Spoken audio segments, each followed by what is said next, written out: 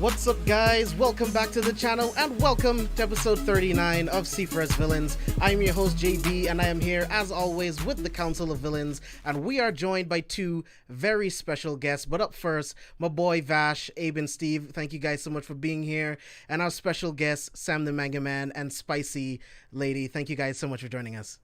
Gang, you know what the vibes. Thank you for having me. Good to be back. I feel like I'm part of the whole regime now. But yeah, man, we're going to have a really fun time on this episode. We're going to be talking about the first 3 episodes of Young Justice Phantoms, which was a really good start for the series. And then we're going to be talking about the Injustice movie that just dropped earlier this week. So yeah, it's going to be a jam-packed episode. We're going to have a lot of fun. So let's dive right into it. So Spicy, I want to start with you. And I want to know, how did you feel about the ending of Outsiders? And how do you feel how it starts off in Phantoms? I like the way Outsiders ended, because I feel like that moment with Brion was so like left field. I don't feel like anyone was really, because like he was kind of unhinged, but you saw him kind of grow. So seeing him completely like just snap, I was like, oh like crazy.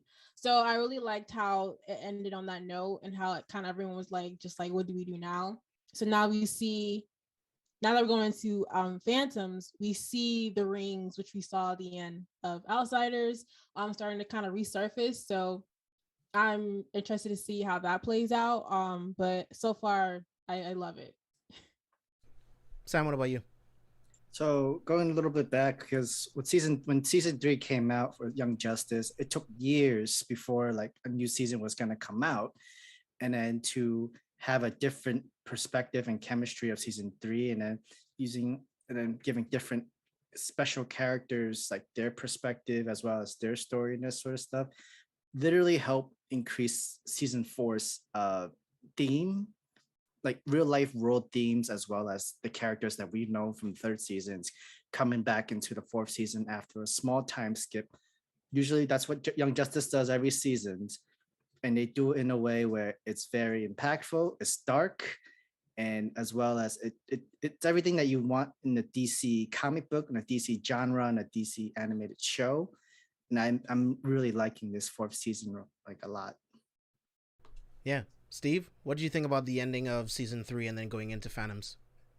So I love the ending of season 3, because it was like, okay, we got somebody that kind of went on like a dark path, and he kicked everybody out the country, things like that. And I was like, okay, so like we kind of saw like it was like a character growth or whatever. You watched him go from like trying to struggle with things and things like that. Him and his girlfriend had their issues, and then he just goes completely dark. So with this season, I was hoping that we were just going to jump straight into that. But then I remember the Young Justice formula of time skip and everything like that. So initially, I was mad. I was like, we're going to space? What the fuck? I was like, no. But like now that we are in it, like I'm into it. And then I'm really enjoying the fact that we're getting Megan and Superboy, like kind of diving into them more, because like a lot of the critiques for season 3 was we're missing out on characters that we fell in love with in season 1 and season 2, which were, you know what I'm saying, the original cast. So now they're giving us like them, you know, in long stretches right now. So we're 3 episodes in and we've only gotten Superboy and Megan, really. You know what I'm saying? So we're getting big, deep dives into them. And these are characters that we fell in love with initially. So I'm really appreciating that they're doing that. instead of bringing in more new characters and more stuff and everything like that. So, and they're focusing on one storyline, whereas season 3 had like so much going on at one time. Abe? For me, very similar to what everyone has said, especially what Steve has said. It's really dope. You know me, I'm a Superman fanboy. I love everything Superman, anything related to Superman, I adore. So starting off season 4 with Superboy and McGann, and really spending time, especially what they've done with those two being stranded on Mars, was really, really dope. And I appreciate, just again, like Steve mentioned, the flaw of season 3 was we were all over the place. You know, they just, we couldn't center ourselves. And now the first 3 episodes were centered on some characters that we started off our journey with. Of course, having Garfield in there too is just, character development is very important to me, and character growth, and having that outlook now.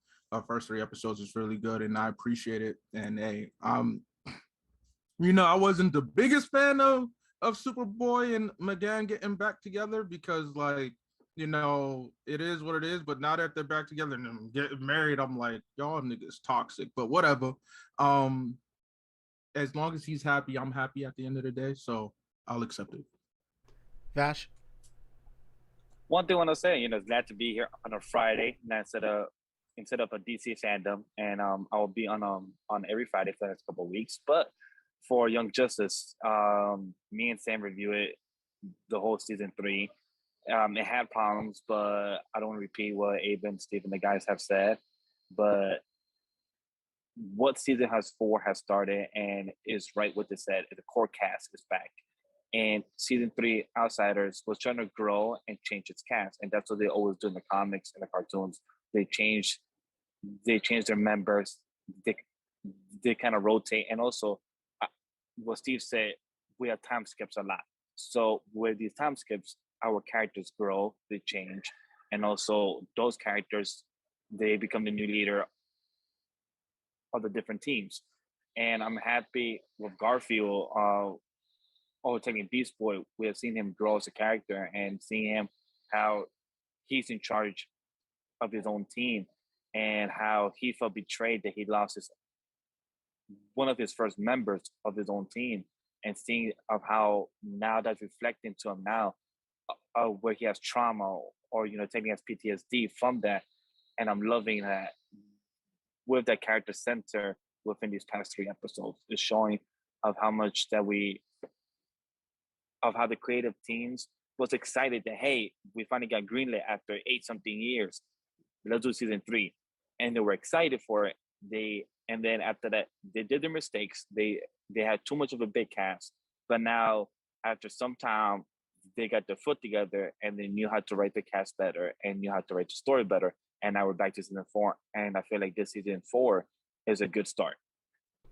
Yeah, I was not the biggest fan of how season 3 started, but I have to say, like, I rewatched the last, like, 8 episodes that I didn't see before today, and I really, really enjoyed it. Like, getting to see Granny Goodness using Halo and using the anti-life equation to control the Justice League. Beautiful. And everyone, like, that was really, really good shit.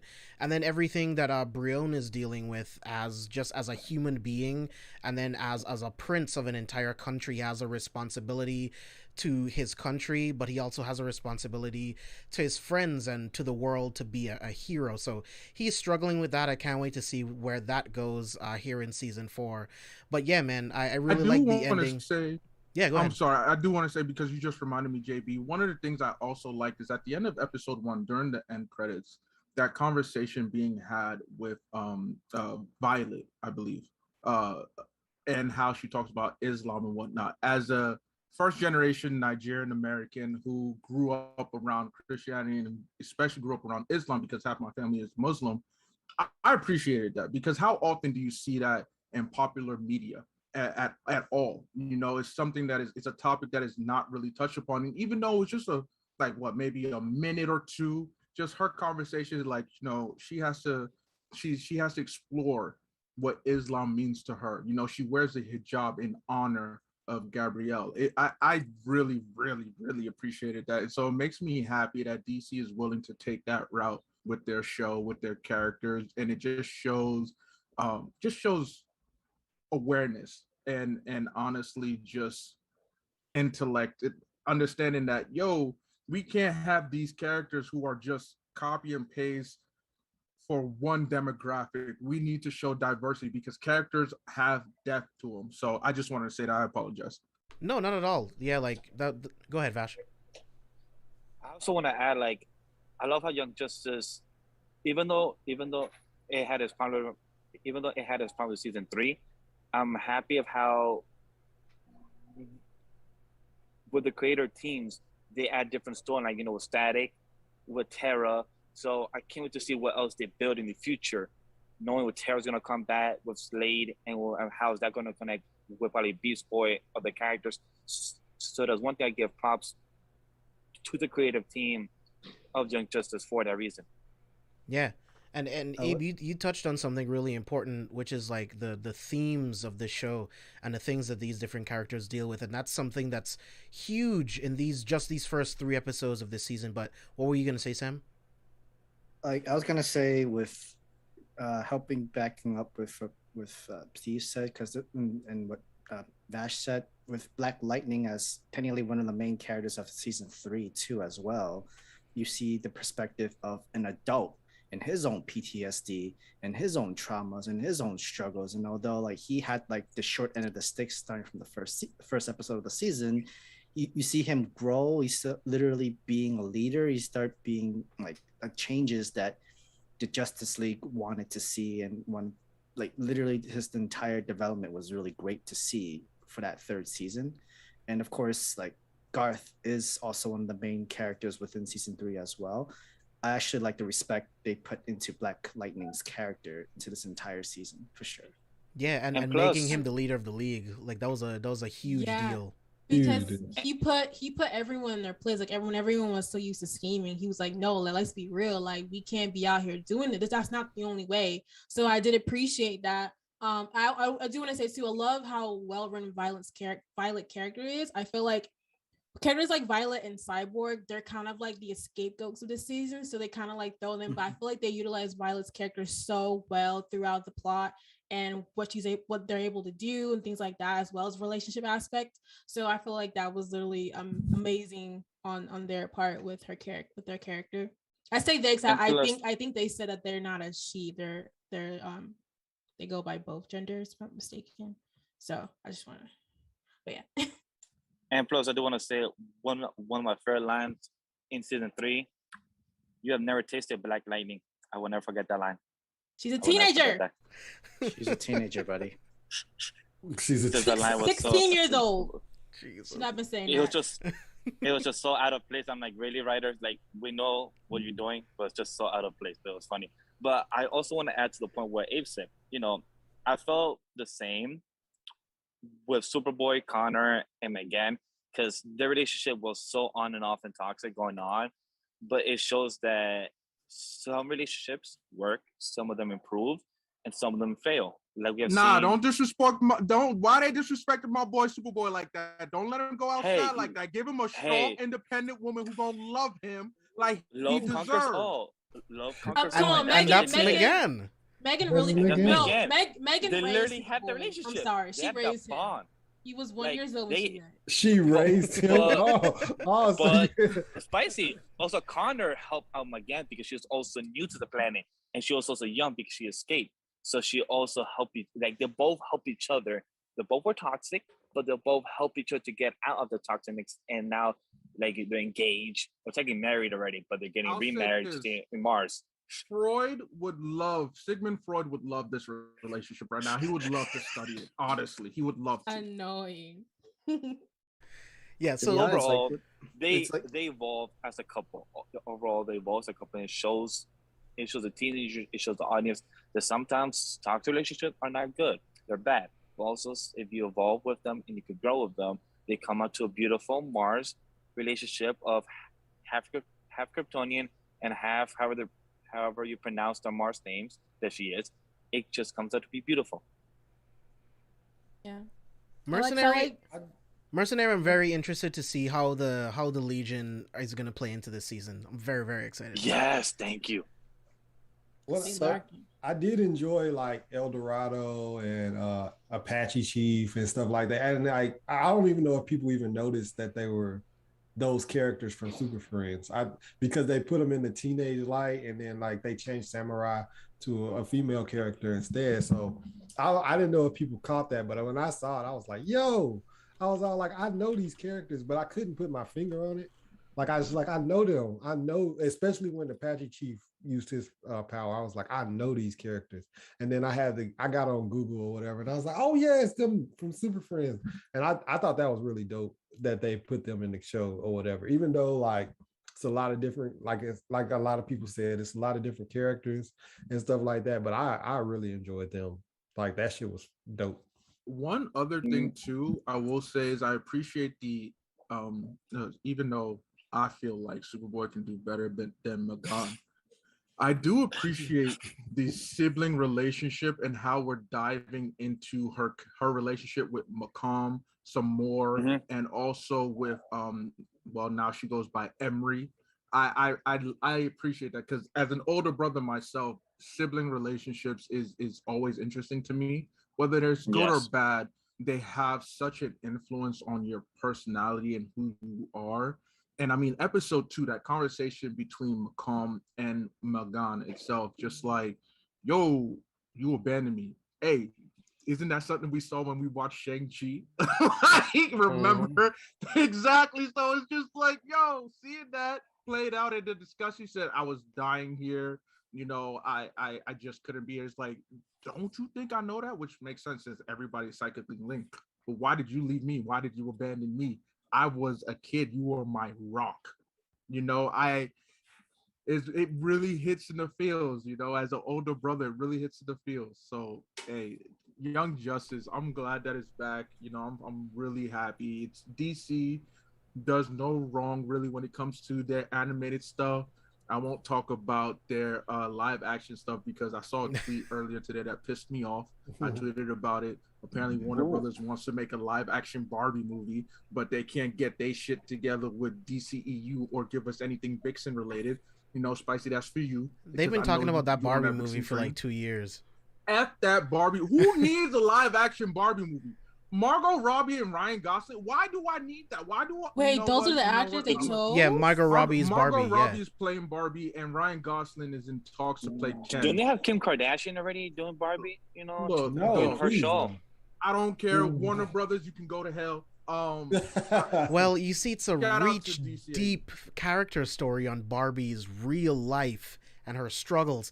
But anyways, no. getting into season 1 of season 4. So Magan, Beast Boy, Superboy, and Jean, they go to Mars, and one of the biggest themes that we've seen this season so far is the racism and the classism among the people of Mars. Like, it's a great reflection of us on Earth, right? Like, this is something that we're still fighting, we're still dealing with, and an advanced civilization like the Martians is still dealing with it, and it's gone to the point where it's become a civil war to where who knows which side, even if it's any side. I don't think it's any of the Martians that killed the king. I think it was someone on the outside trying to form a rift between them.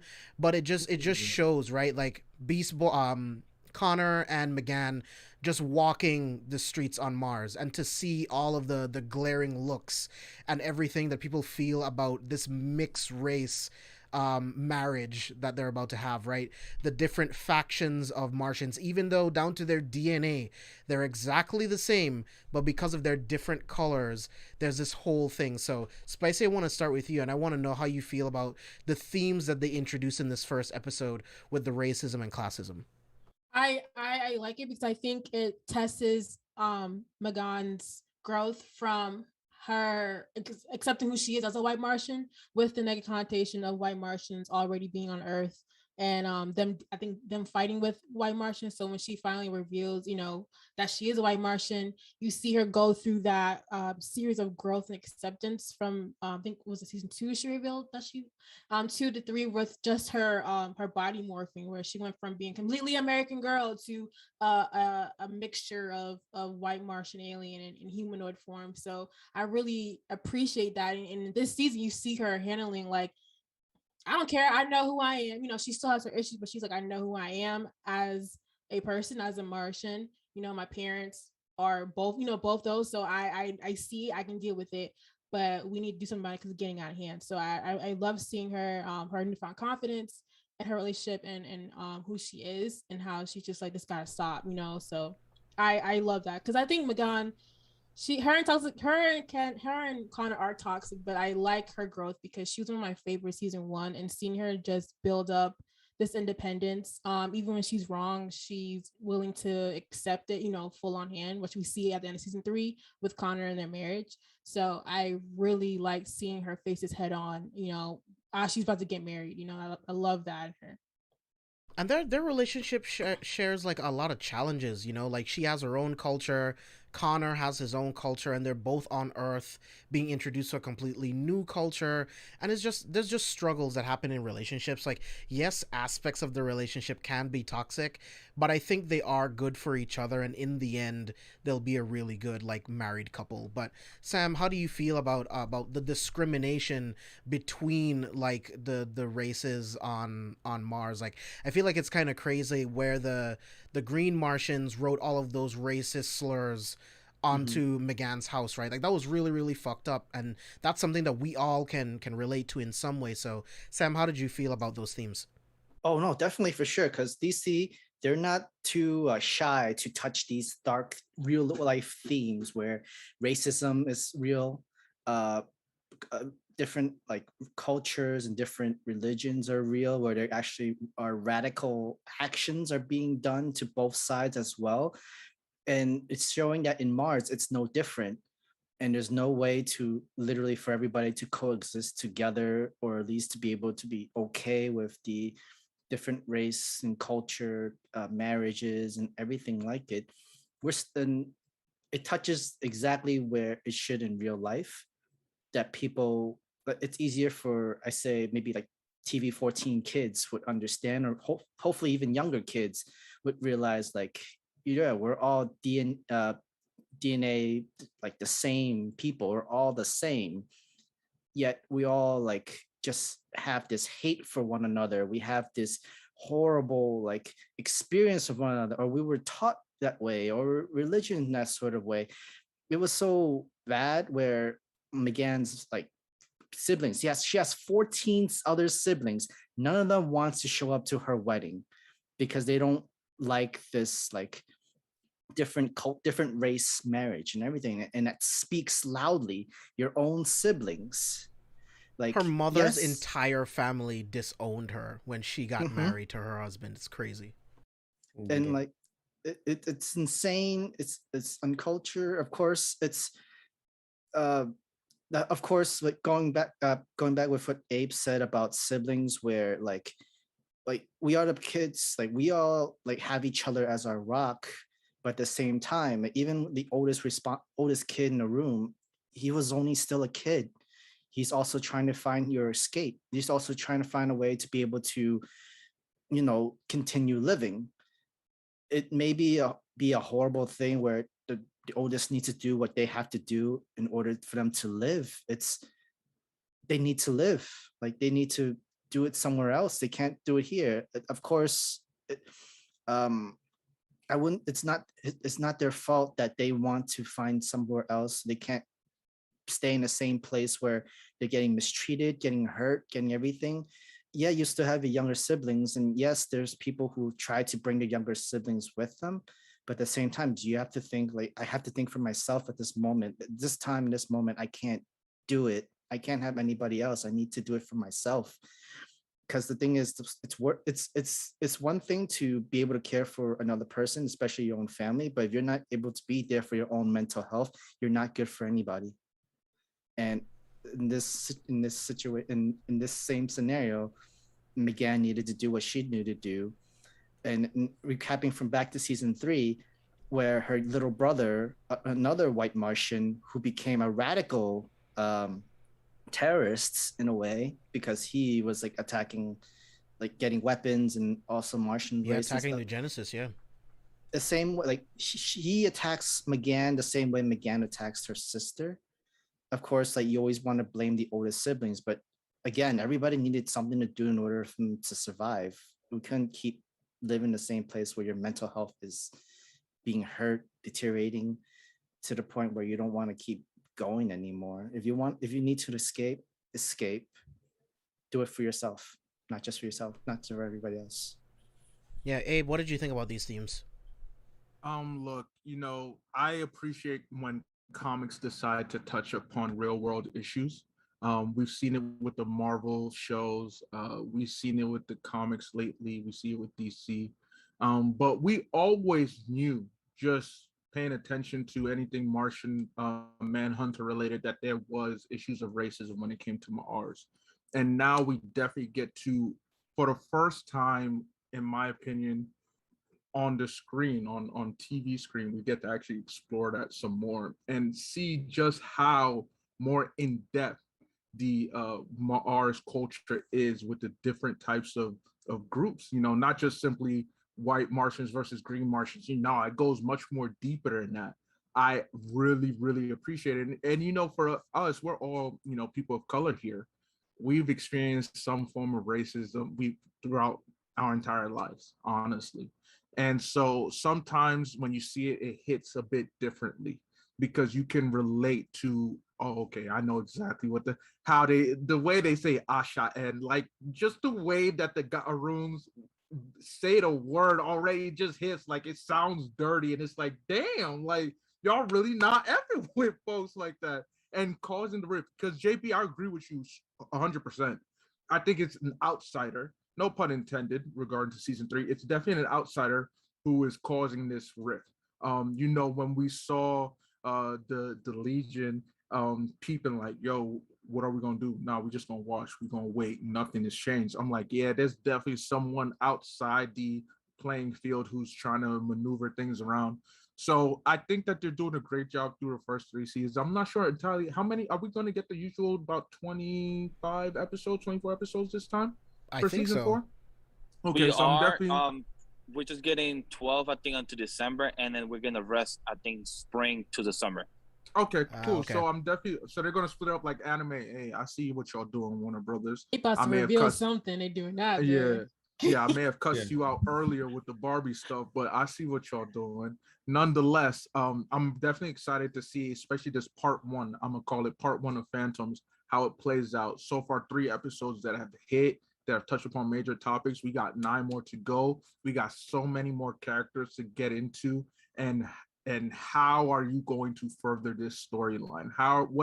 What plot twists are you going to give us? What character growth are you going to give us? I'm really excited. And I appreciate that they're willing to have these conversations because, I know people like to look at media and say like, hey, this is an escape for me. I want to be able to forget about real world problems. But like, I'm going to be real with you. You can't.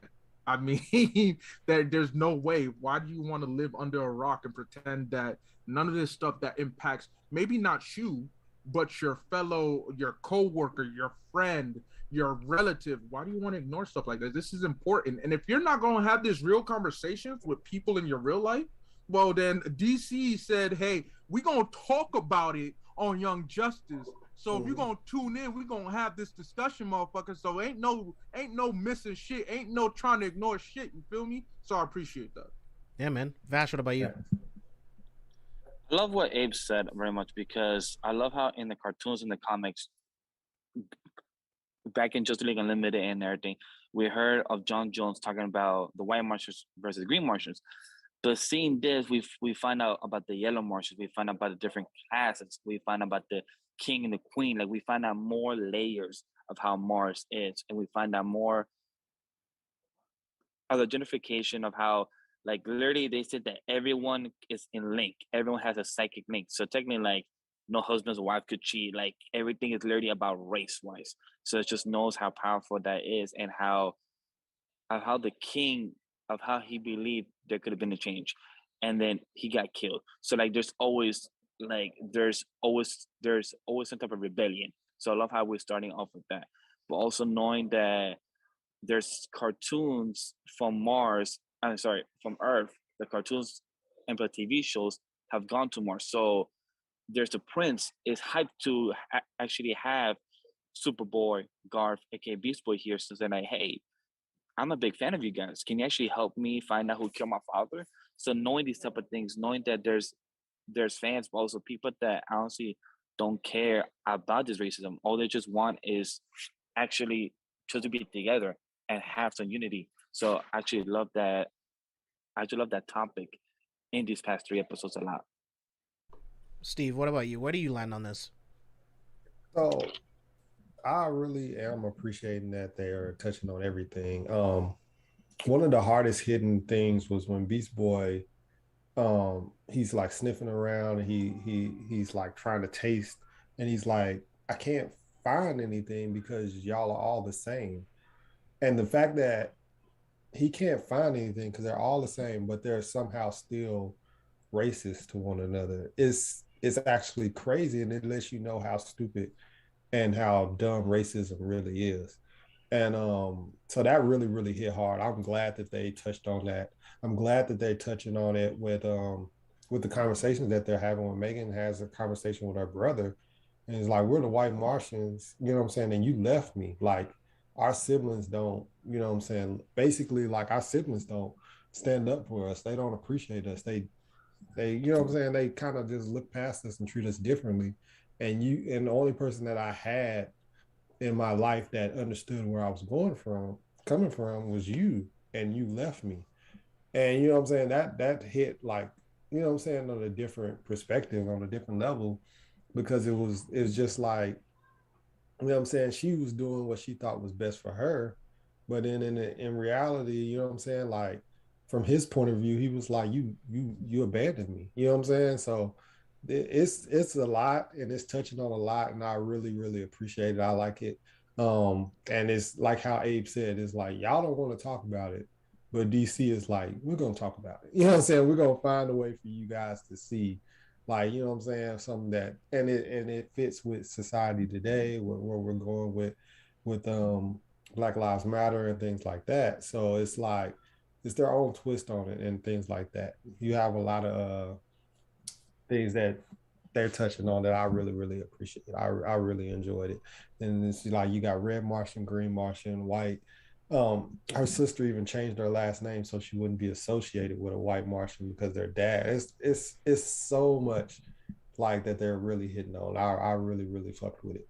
Yeah, man. And I'm glad that you brought that up because that's such a thing that we see. Like, there's some people who are lighter skinned that would eat that can if they're like half white, they would try to pass more like white because they know that their lives would be easier that way. If people would be Yeah. more accepting, less afraid, if you will, right? And we're seeing those themes play out on this show as well. Like when we first met Megan, she was, she cloaked herself as a green Martian, right? Because she didn't want to associate herself with the white Martian, which she is. So it's a lot of really, really adult, like really real world themes that we're dealing with.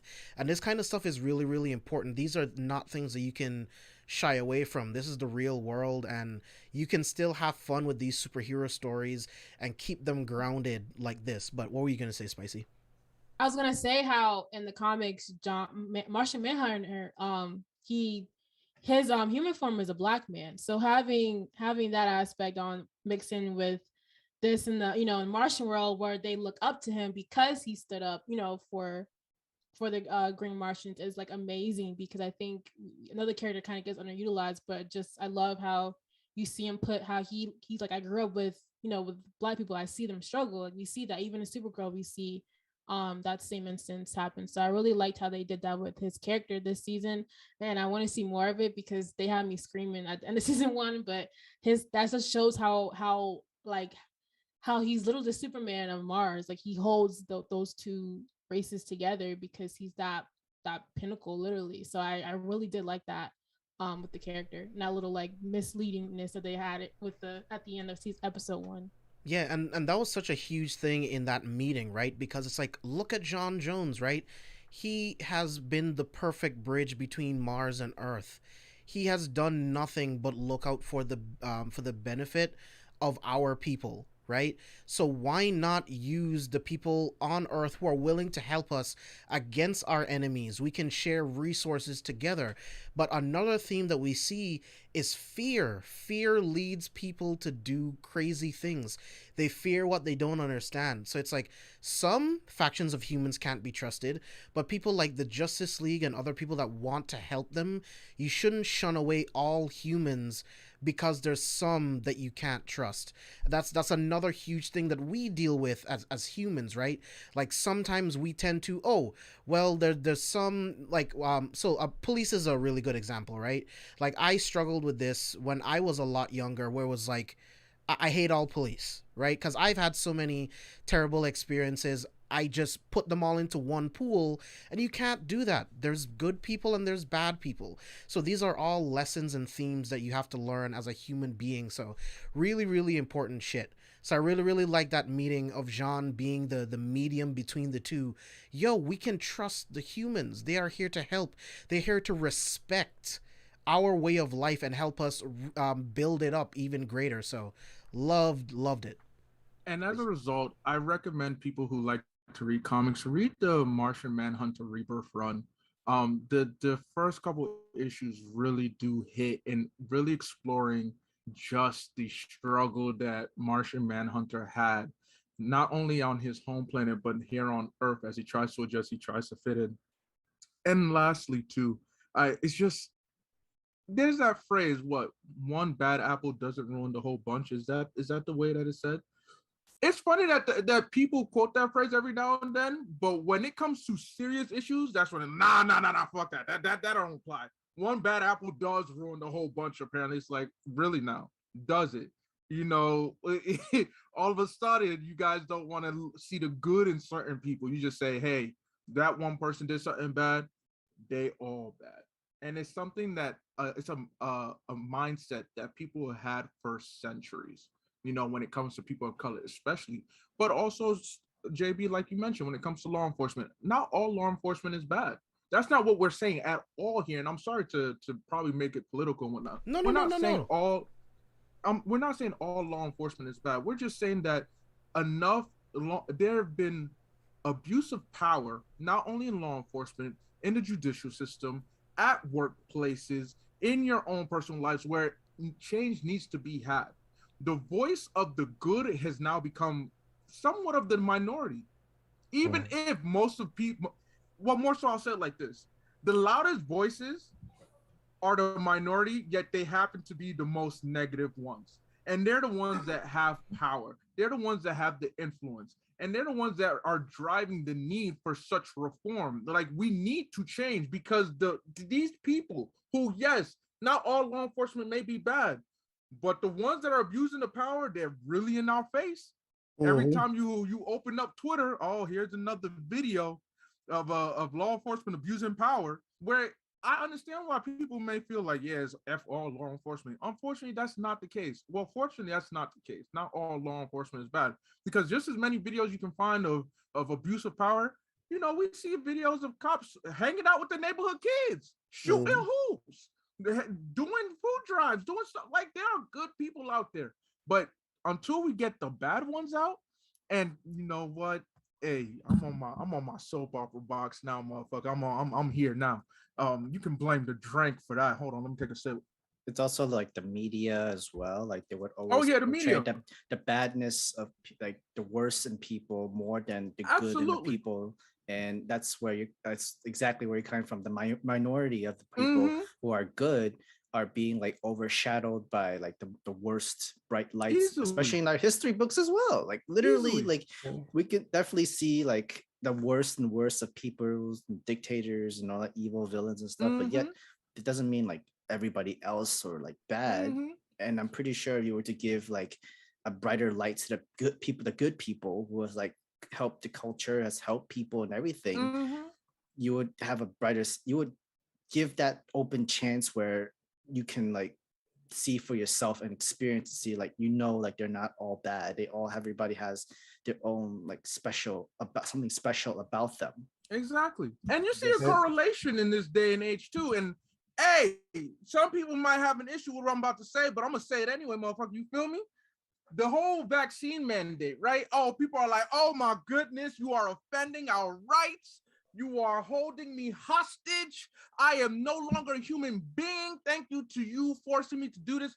Hey, I don't want to hear none of that bullshit. Look, dog, as someone who had COVID, as someone who's lost people to COVID, look, it's the least you can do. Even if you don't believe in the vaccine, even if you don't believe in getting vaccinated, you can sure as hell mask up. And there are people who don't even want to do that. There are people, we've seen it throughout this whole year and a half, where it's like, oh, wear a mask. Oh my gosh, I can't breathe. Oh, I'm dying. I'm suffocating. You want to know what real death and suffocation looks like? You look in the history books, go outside, go to the inner cities, look at your fellow man of people of color. You'll see what real suffering looks like. And it's funny enough, because I know it happened, I think in Seattle, so many officers, oh my goodness, I'm so sorry, JP. So many officers decided to turn in their badge and all that stuff because they're like, oh, the vaccine mandate. Yes, I couldn't do it. I'll tell you this right now. I bet a lot of them are the type that are like, all lives matter, that are like, hey, you know what? I don't believe in that racism exists. I don't believe that abuse of power exists. I bet you there's a goddamn correlation. So, hey, I appreciate DC for taking the time to speak on it. I appreciate Marvel to take the time to speak on it. Whether it comes to racism, whether it comes to homophobia, whether it comes to transphobia, I appreciate the fact that the comics that we've grown up have decided, like, yo, we are outdated. We talk about Wonder Woman. It's her 80th anniversary. Remember the origins of Wonder Woman? There was at one point in time where it was canon, where a man had to hold her wrist and she lost all her power. Like, that was actually canon. Wonder Woman, a superhero. Hey, but those who have problems with their comics being progressive and understanding that, yo, we have to evolve, we have to adapt, we have to reflect the true nature of the world today, y'all can suck my dick. That's all I have to say. Yeah, man, I agree completely, dude. Yeah. Like what's crazy is like DC, the comics and stuff, they're bringing people together. They're trying to bring people together, and that's when you get the most flack, right? Because Malcolm X, when he was, I hate Whitey, kill Whitey, no problem. When he all of a sudden started, let's bring people together, assassinate. Like, bringing people together is what apparently is the problem with most racism. Most racists don't want that. They don't care if we're divided.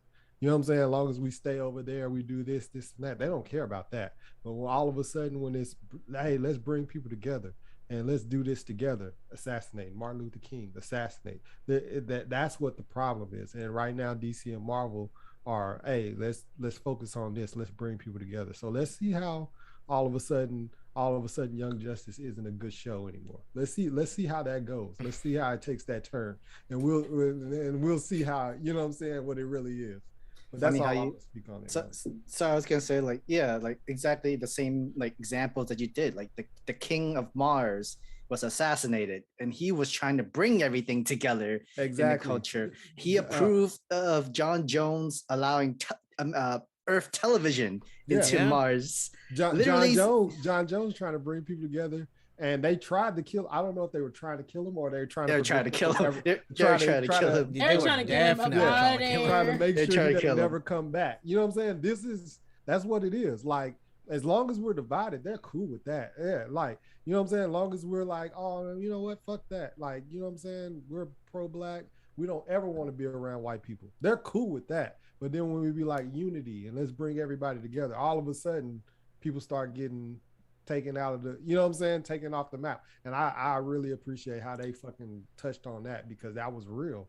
That's what's been happening. It's in our history books. It's there. Yeah.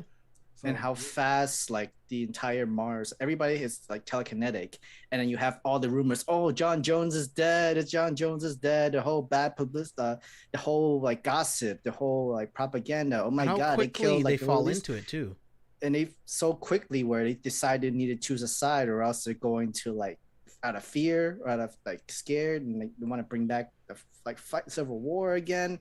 Like it was just like, oh my god. But you noticed when John came in, he shut all that shit down when they was talking about rah-rah. He's like people of Mars, shut the hell up. They said, oh shit. Yo, that's my boy, bro, Marshmallow. He said, cut that shit out, my nigga. Nah, you ain't doing that around here. He said, where y'all going? Y'all coward. They said, oh shit, that's John. We don't mess with John. That's the homie. So I love that. That's awesome. But I would say this, and I'm gonna stop. But like, I think what's most important is that telling stories and having writers of these experiences also to add to these stories. I think obviously it's important to have diversity on screen as well as behind it, because that's how you get lively characters and more realistic experiences, and not racist undertones and things like that, which we've seen in previous comics, aka Superman Lois, but I'm not gonna get into that.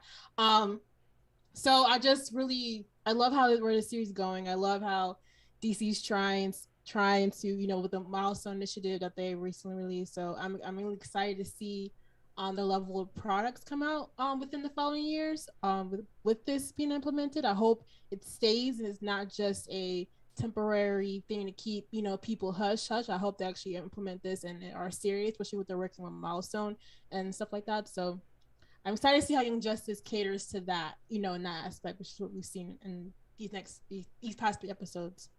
Especially the recent one where they actually touch into like the royal family. Even the royal family cannot like marry a different race neither. And that in the real world, like, Prince Harry and literally have the whole entire wedding. Like, she wasn't royalty, she wasn't noble, nothing. She was just an actress. And yet, like, she got married into the family. And then the whole, like, sometimes the family does not like it because it's more of like a race thing, and they detest it, and they're going to be in the eyes of the people. But we're in a world where changes needs to be made. And what if you take away an entire race and it's literally about love and joy and everything? Like, isn't that the more important thing? And yet, unfortunately, it's not. It's all about the appearance, and it's all about their family ties and their family rules and everything. And that's what actually like stopped the prince from being able to marry his childhood friend, who she became the priestess, same priestess to be officiating the wedding. And kudos to her for doing the wedding, though, because she knows what that could mean for her by going through with it. So that's another huge thing. But one of the biggest questions. I loved her. I love the reason why. Be the example you want to be in the world. Right. So that and that was golden. Same. What were you gonna say, Vash? I was gonna say, we were speaking about the royal family. So do y'all think that the Queen's secretary or the Queen's right-hand man has something to do with it, because how he always tries to stop shit? I feel like that's more like, from what Abe said, it's out of fear, because they don't know and they're always seeing the dangers of it. And of course, like, they don't want like royalty, they don't want different races to be mixed in that sort of way. It's more of like different cultures where they don't want to not shared, but I guess the same blood to be mixed in together, because that's what usually like races in the sort of way that they want it to be separate, or they're out of fear or anything like that. Especially in social classes, that's always a big thing as well. I feel that's more normal. If he is like the whole doing conspiracy thing where like trying to like keep separation and stop the royal family, it's not any different from what we've like many other series and story. I kind of hope it doesn't, because I feel like that's just going to be a recycled story from another thing where, we're just trying to overthrow the royal family so that we could take over and all that stuff like that now. Yeah, I still think it's an outside force, because I think McGann would have been able to recognize like the kind of weapon that was used like during like the rehearsal that they were trying to do. So it's like, so the biggest thing for me in episode 2 was who's behind all of this, right? Because they completely destroyed the communication satellite that they have between Mars and Earth. They tried to kill McGann and Connor. So who's really behind this? So I kind of want to go around. Steve, I want to start with you and just kind of like just talk about theories on who it could be. Like, do we think it's somebody from Darkseid, from Apocalypse? Are they trying to? Yeah, go ahead. Yeah, I was about to say, I think it's Decide. I think it's something with Decide going on. I think he might be teamed up with a Martian, though. I know you guys said you guys don't believe that it's any Martians. It's nothing. It's somebody that's trying to divide them. I think that it is Decide, and I think it's with a Martian, but I'm not sure which one. Maybe the yellow Martian. Not sure. You know what I'm saying? But Decide is who I'm definitely going with, because why else would you randomly show him and then show, you know what I'm saying, like kind of give us a sneak peek on him. I feel like the fact that they show a little snippet of him and he's like pledging his allegiance to Darkseid and things like that, it just feels like it's Decide for me. Hey, what about you? I'm not gonna really share anything because I have to say this. As the son of Darkseid, I cannot let you privy on what his plans are. So I will not engage in any theories that may be implicating my father. What I will say though is that very interesting, Steve. Very, very interesting. And that will be it from me. Spicy. Oh, so I kind of skimmed episode 3, but I was getting a little like side-eyeing from the prince.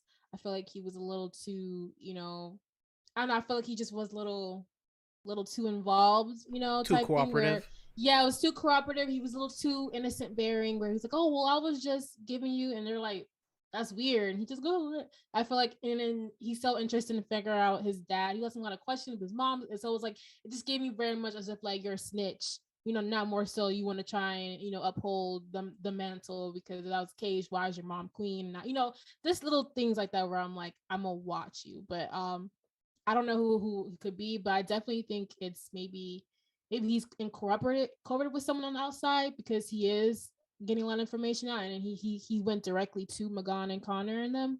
So I do think he might be like a messenger, but I don't know who the outside force might be. Sam, what about you? So, okay, so I don't read Legion of Superheroes, the comics or anything. But if the reason why they usually come to the past is because someone from the future has tampered history, and that's the reason why they're here. And the third party force is someone that disrupt history within the Martians. And the reason why they have to keep secret and keep hidden is so like they can like fix history from what it's supposed to be, history books and everything like that. Of course, like kids, they're still kids, and yet they still are the superheroes, and they're willing to risk their lives and everything. And they've been the real MVP for sure. But then yes, if you were to think it from the enemy side, like what's the best way you can make an entire planet go against, like destroy itself, make its own people go against one another in their own ways? Like even the brother was literally getting like their own nuclear weapon from a third party. He was like willing to destroy the entire Martian race, white, red, green, whatever. He just did not care anymore. He's just willing to like, even for crimes that he didn't commit and was arrested and everything, he just doesn't care anymore. All he's filled with is hate.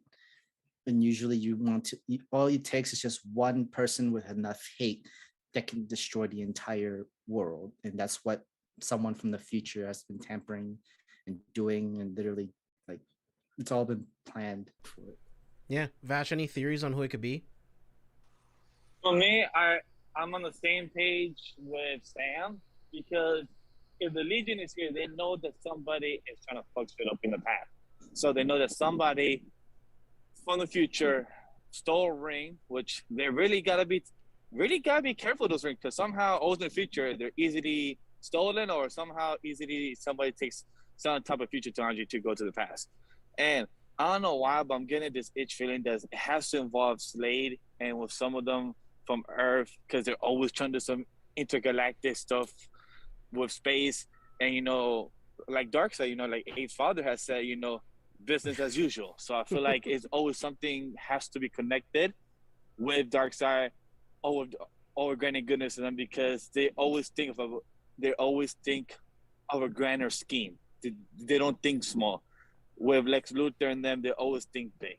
So I feel like it has to involve with somebody from current, and they're having some type of contract from the future that somebody gave them some information. They're like, all right, cool, we're going to help you, and we're going to help you take out the towers. So those people in Mars could be fucked up and everything, and we could probably destroy them, because that's what I'm kind of sensing.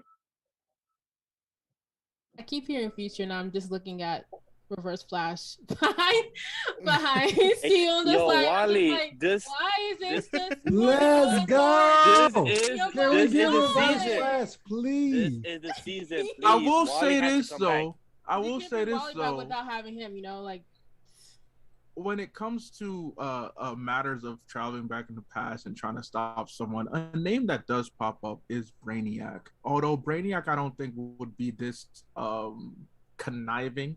Brainiac is usually he does like working behind the scenes, but in a different manner. I don't think he would get this personal. But I wouldn't mind seeing Brainiac in the interfering. You feel me? Especially since a version of Brainiac is part of the Legion of Superheroes too in the future. So who knows? But I would like to just say that my father has nothing to do with this. He is innocent this time around. Sure, he doesn't. All these theories about Darkseid is involved. Desaad, like, look, guys. I know we've done some stuff in the past, but sometimes we just like to mind our business too. You feel me? No, I love what Desaad brought up. Like, your father wanted the anti-life equation last season. So what you talking about? He's involved in almost every season. AK this season, there's no difference, sir. I think you forgot something. I think there's been some time. We have other priorities as well. Earth is not all that now, okay? Mars is not all that now. Just y'all need to get off our backs. That's all I'm saying. Get off Apocalypse backs, okay? But this plan to use this gene bomb virus to kill all of the green, red, and yellow Martians, like, this shit is crazy, dude. Like, this is where it goes to the extreme. Like, there has to be some other way to deal with the rift between these races instead of wiping them out completely. And you can just tell that there's someone's influence behind this. And Desaad, he calls it out. It's petty. You're all the same, literally. The only thing that divides you is your skin color, and yet you are willing to wipe out your more than half of your entire race. So it's like, it's fucking crazy. I mean, all it takes is one. Like, that feud, hate, and everything. Yeah, that one fanatic. I know Spicy. All it takes is just one bad day. She keeps saying Reverse Flash in my background. But to that point, we do know that time travel is involved. Well, I pretty much think that time travel is involved in this season, because they're not supposed to interfere. Most definitely. Yeah, they're not supposed to interfere. They interfered. Right. So I think that is, we're getting Wally West back. Oh, I mean, yes, it's obvious. Yeah. Have we seen Reverse Flash before on this show? No. I'm talking about Wally. We're gonna get Wally. No, but I'm saying we haven't seen Reverse Flash. No, we have not, and that's what I'm saying. That's why I'm like, yo, if they do it right, if they bring Wally West back and bring Yupathon with him, who is maybe stuck in his P-Force with Wally when he disappears, that will be such boss shit. Like, I would love that. But they need to do right by Wally. They need to do right by Wally. I don't think we're gonna get Thawne in Young Justice, because I would love it though. I don't know if they'll bring back Wally, because we actually got closure with Wally in season 3. But they did a lot though. I think that was closure. No, it was too much closure. No, they didn't. He didn't get closure. Artemis did. Artemis accepted it. She got closure. Wally never got closure as a character. He accepted it because he knew from the Speed Force. I mean, but he made the sacrifice. But that's what Barry did in the comics. He made a sacrifice, and then he came back years later. Wally could have seen it. It's been, I think, 10 years in Young Justice now, or I think 8 years now. So it's about time he comes back. And also I have a question: if he comes back, do you think he aged? Probably not. No. Because like the difference Doesn't between the age. comic books and Young Justice is that everybody remembers Wally, and like all the sacrifice and everything, his actions, like he is missed.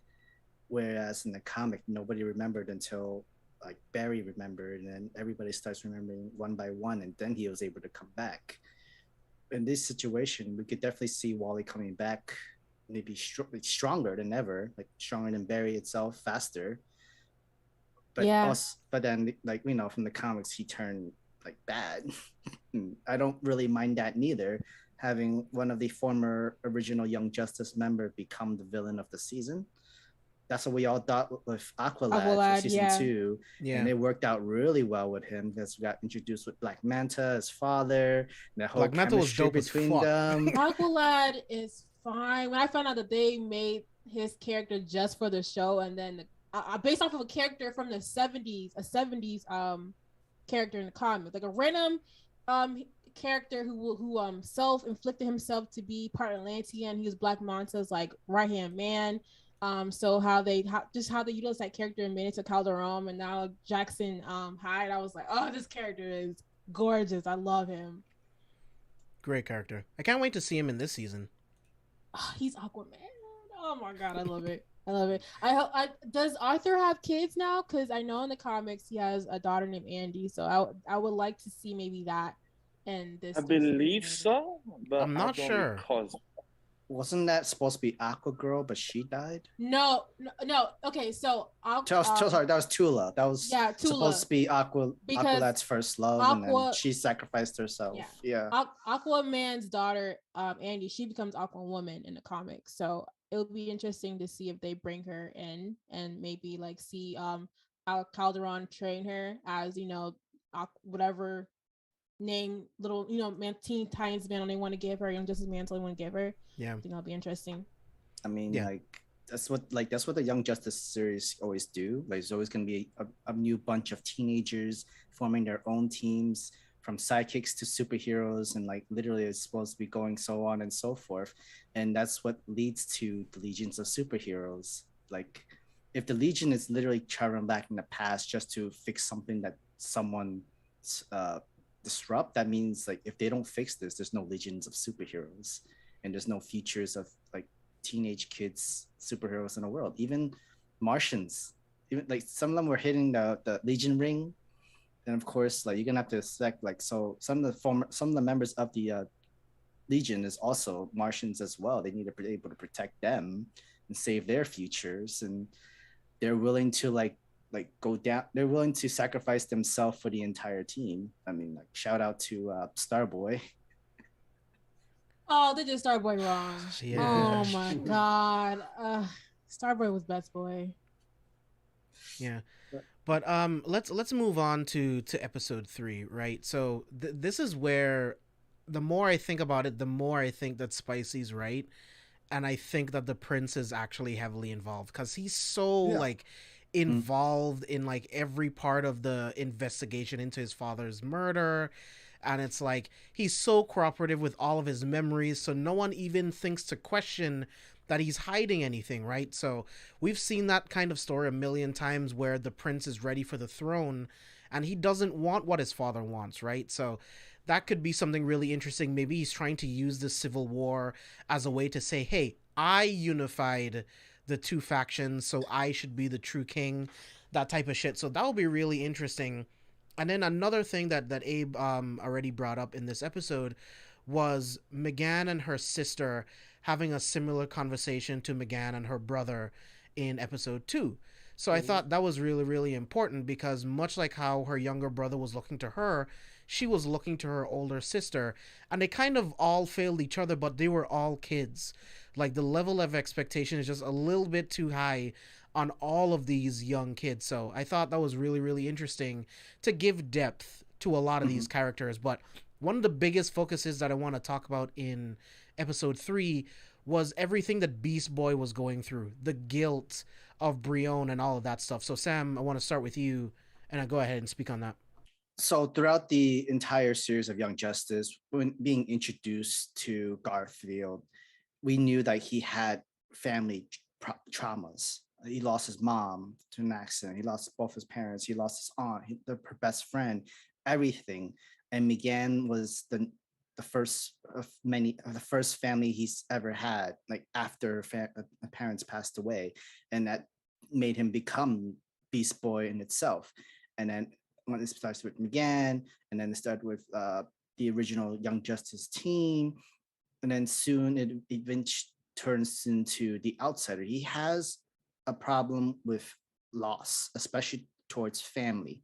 Every best friends, every teammates he treats them as family. If anybody were to die or to like turn south and betrayed everybody and like go evil and everything like that, of course it's gonna break him, because you trust this person your entire life. You treat them like family. You try to show them the best way, like the best like out of it, like where you're not alone. There's always going to be a family for you, and like there's always a seat, and we can work together as a team. But then you have but when you're the first member of the Outsiders, the Prince, betraying him for real, even with the whole him being manipulated and the whole he came from royalty, and now he's becomes like shunned, literally kicked out of his own entire country by his own brother. And he has to go through his own traumas and his own past, where he's a metahuman, and every metahumans are treated as like second citizens, not even second citizens, like literally the new like forbidden citizens, where they need to be locked up, captured, and some of them have been using them as weapons. But nah, like Garth showed them another way where they are still people, they are still themselves, they can be friends, they could be our family. And if you give them a chance, they can help save the world and protect them. Like literally be superheroes. Like why not? Isn't the whole reason why you have superpowers, even if it's not the most natural way and the most like you've been experiment on, you use it for like the best of your abilities to help the world, to help benefit the world, to help the people and stuff. Showing the guidance of the first person that didn't understand, and then you help them understand, and you treat them like you trust them as your own partner, your friend, your brother. Your brother backstabs you, and of course that's gonna there's so much trauma. You're gonna have so much of your family, like your PTSD of your first family getting killed, and then everybody leaving you. It's very hard with loss, especially towards family when it comes to Garfield. And Superboy was that was like the bigger brother, his biggest brother, and he was so scared that he gets hurt now here because he's too far from the sun. And Superboy keeps telling him, it's okay, like we're okay. No, it's not okay, you're hurt, there's trauma. And all that trauma that he's had has been affecting him throughout his entire life, throughout the time skip, his relationship with the princess of I'm sorry, I forgot her name. Who looks just like Tara's original character design. As well as like being the leader of the Outsiders, where you have to be like, you can't you would think that you can't show weakness in front of the leadership, and then he's also on camera. He can't like show that kind of weakness on camera because he needs to be the inspiration, the leader of every new generation of heroes of Outsiders within the world. That's the reason why he had the whole "We Are Outsiders" hashtag in the whole entire world for acceptance, where you were kidnapped and you experimented and you have superpowers and now you're being treated horribly. No, I'm trying to show you it's a gift. You can be a superhero. You can help the world. You can be better. We are just like you. And yet, like, he has all this pressure, all the struggles, and then you have to go through the entire month of traveling to Mars, and you're stuck in Mars, and then you have to come back, and him basically losing the internet in a way because they couldn't connect back to Earth. It's literally every teenager's nightmare, basically. So, but it's great to see that he got the help he needs. Like, he needed therapy, and he got that with Saturn Girl. And I think that was great because she understands. Not like just because she's a child, she's also a teenager. She's also telekinetic. Her whole entire team. She is the team leader of the Legions of Justice, Legions of Superheroes, and she had to be there for her own fellow teammates, especially. So it's better. So it was good that she was there for Beast Boy, the first, like the leader of the outsider, because you are what's helping the next generations of kids of superheroes. And why can't the younger, like why can't the future self help the past me like understand what you're going through, what trauma I'm going through, and to help guide me into a better way where like it's okay, like to experience this. You just need to be able to build yourself back up and be able to move on and continue, because there's going to be a lot more other people that's going to be joining you, and those are the people you also need to focus on more. Eventually you're going to come back to help your first brother, but in this situation help yourself mentally and be do what you need to do for yourself, and then you can help everybody else in the journey. Yeah. Steve, what about you? Like, how do you feel about Beast Boy in this episode? Oh, PTSD, man. Like that's a serious thing. And with Beast Boy, it gave me a lot of the Iron Man vibes, where he was having those flashbacks of, or where he was thinking that his whole team was going to die and things like that. So it gave me a lot of those vibes. But with Beast Boy, the situation actually happened, and he was like, I failed Brion and all these things, and he was having all these moments. Um, in a sense, it was like early on, it was like, man, Beast Boy's acting like a brat. Like he's really being an asshole. And then once you get to episode 3, you're like, oh, okay, there's a lot of, you know what I'm saying, built up things and stuff that's going on with him because of just basically PTSD. And with me knowing a bunch of military people and things like that from being in the military, I know people that do have PTSD and survivors remorse and things like that. So like these like little things like this is really like, you know what I'm saying? It's like, man, DC is really touching, or Young Justice is really touching on a lot of different, you know, things that people go through. And it's real life situations. Like they're not missing on any of these. And I really felt that. Like I said, I've talked to people like that. I've, you know, been through those situations, things like that. So it's like, yeah, they hitting hard. And Beast Boy really, like, you never know how you're gonna act. Cause like I said, with the first 2 episodes, I was like, man, Beast Boy being a complete, like he's tripping. Like he was like, stay out of my head and stuff like that. Cause you know, Granny Goodness was in his head, things like that. So there was a lot of like things where I was like, all right, he doing a lot. But then once I watched this episode, I was all like, okay. This last episode, I was definitely like on the fence, and I was like, man, I understand where he's coming from and things like that. So Yeah, man. Spicy, what about you? Well, so I didn't watch the third episode, but just episodes 1 and 2, I kind of noticed it the first episode when he was kind of trying to control the outsiders when he's on a vacation. Like that was like number 1 that I saw, where I was like, okay, like he's dealing with something. So just seeing that and seeing how, like you said, like how like you said, Sam, how he's very protective over Magan and Connor. You know, like because like he sees him as his family and his team. So he was like, oh well, we train with Dick, so we know how to do this. Like let's put our heads together. Like he wants to feel some kind of belongingness because of how things ended in season 3.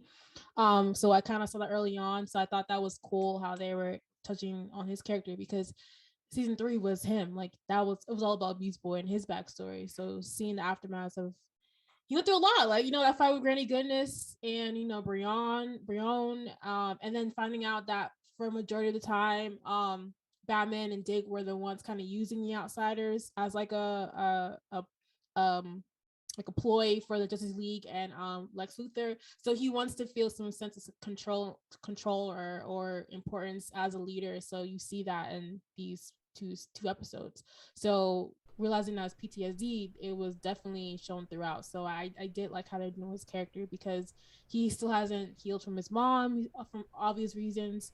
So I really liked how they're doing his character, because I love Beast Boy. He's adorable. I love how DC integrated him into the series without it being corny. I feel like it made sense. You know, Magan gave blood, like I feel like that made perfect sense. So I was like, okay, I like what they did with him. So yeah.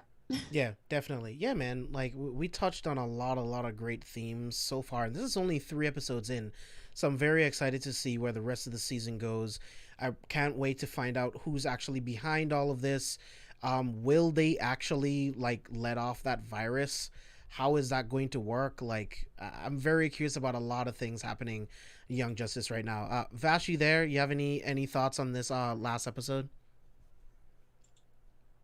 It's probably not Yes, there. I do. Okay, cool. Yes, I am. I'm here.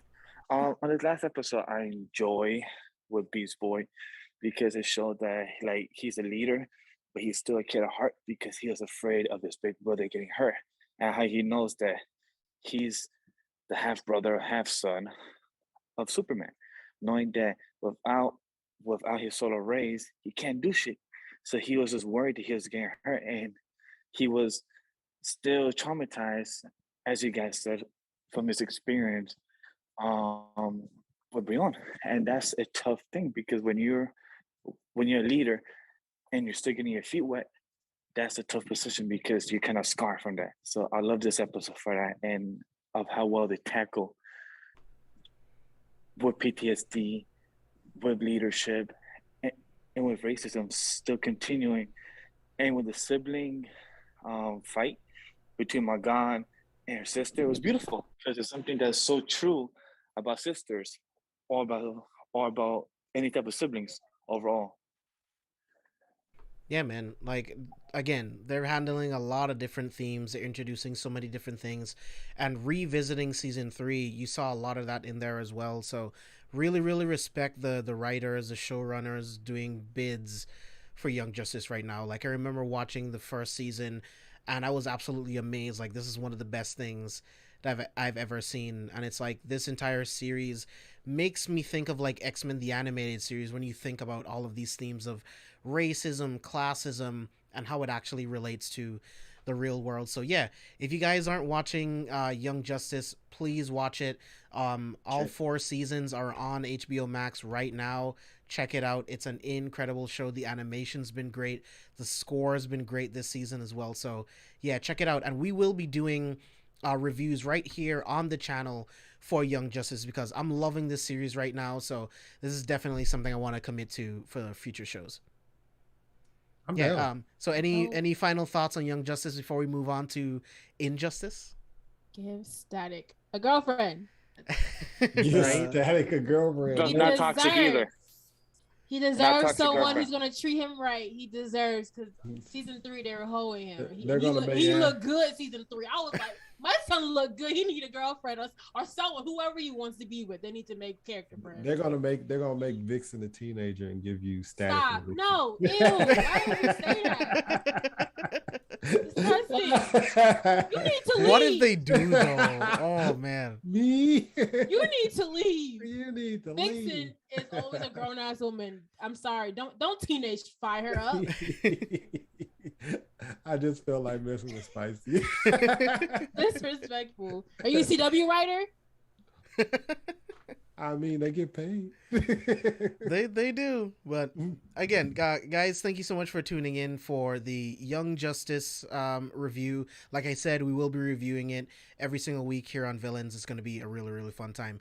So this is where we're going to transition to our full spoilers review on the Injustice movie.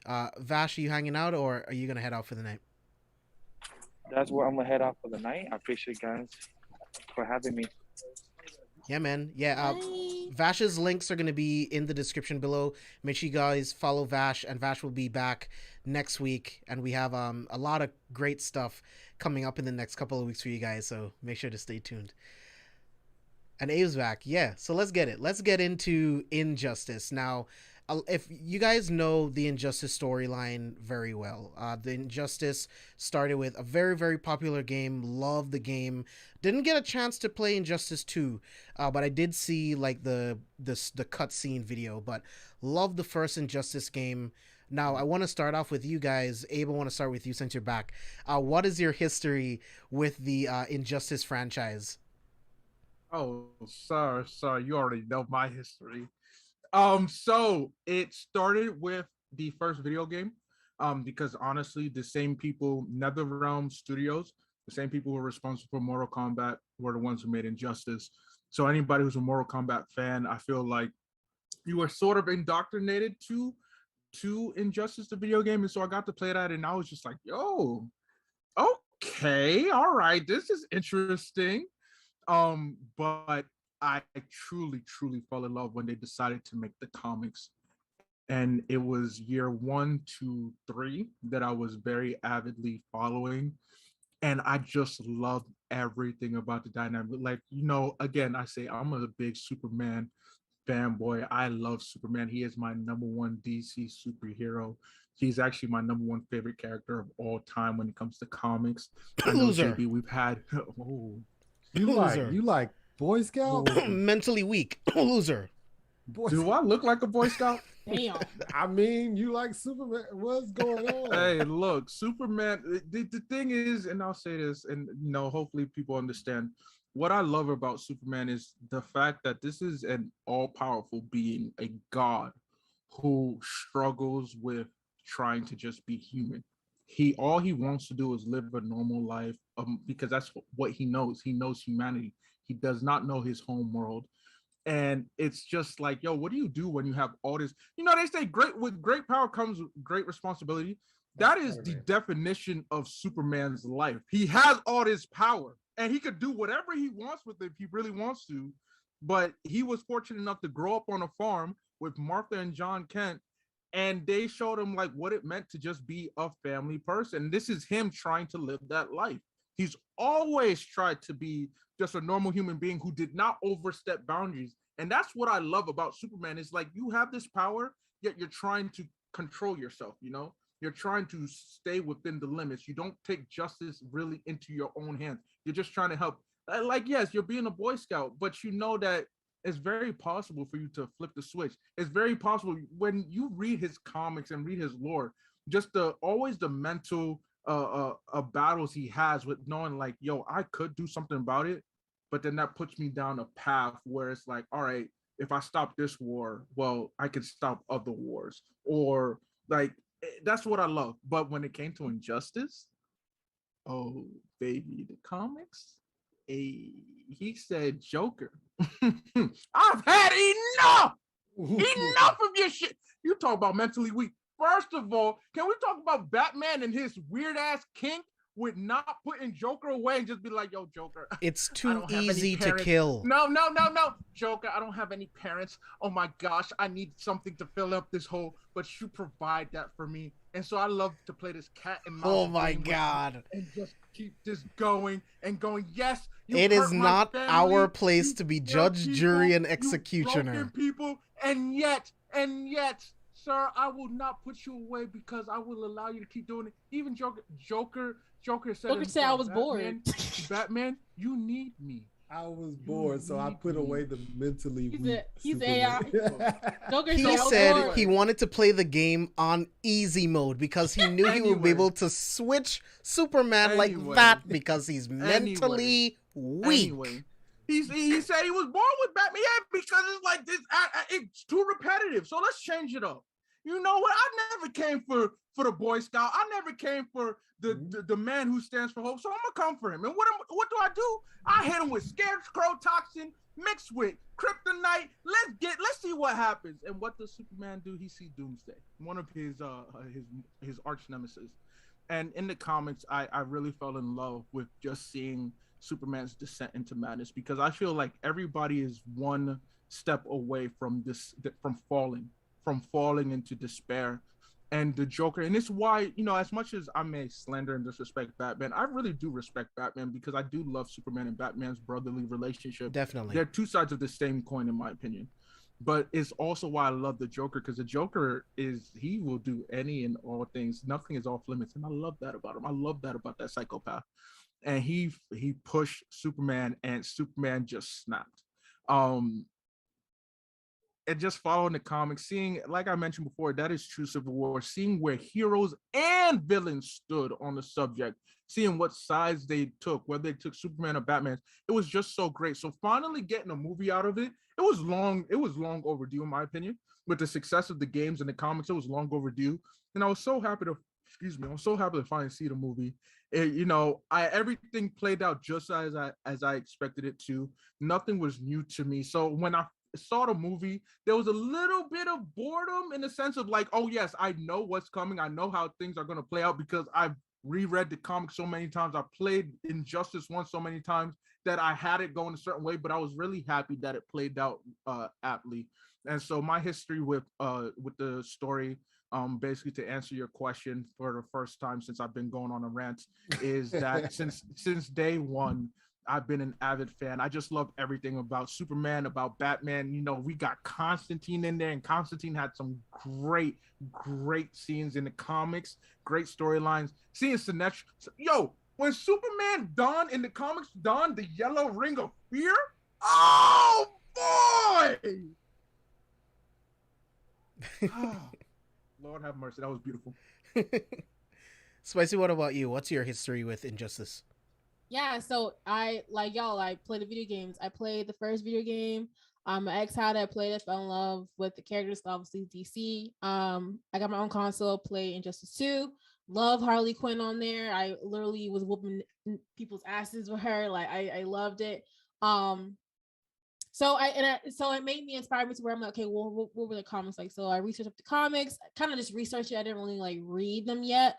But I'm like, where I was watching the movie, I was like, okay, this is where this is happening. Like mainly with the dick scene. I was like, oh, when is the dick scene coming up? You know, it's coming up soon. So when it happened, I was like, okay, there it go. But yeah, I was here for the ride. You know, I loved the ride of the video games. I enjoyed the storyline of Justice 2 more so, I think.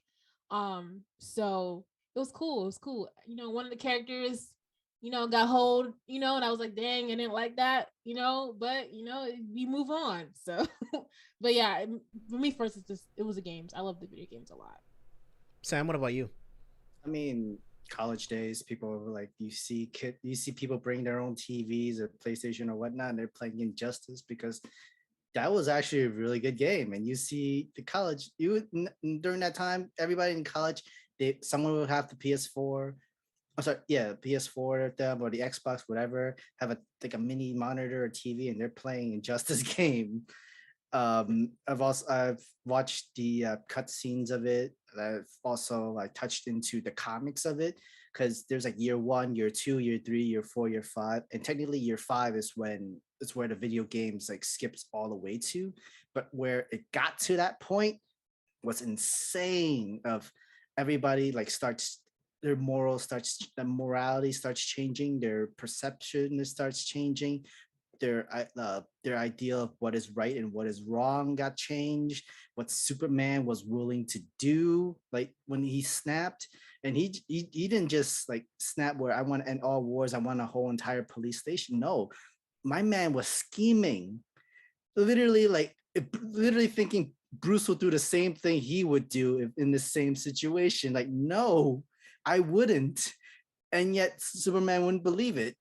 He even thought up his own alternate world where he thinks Bruce would be on his side if this same situation were to happen.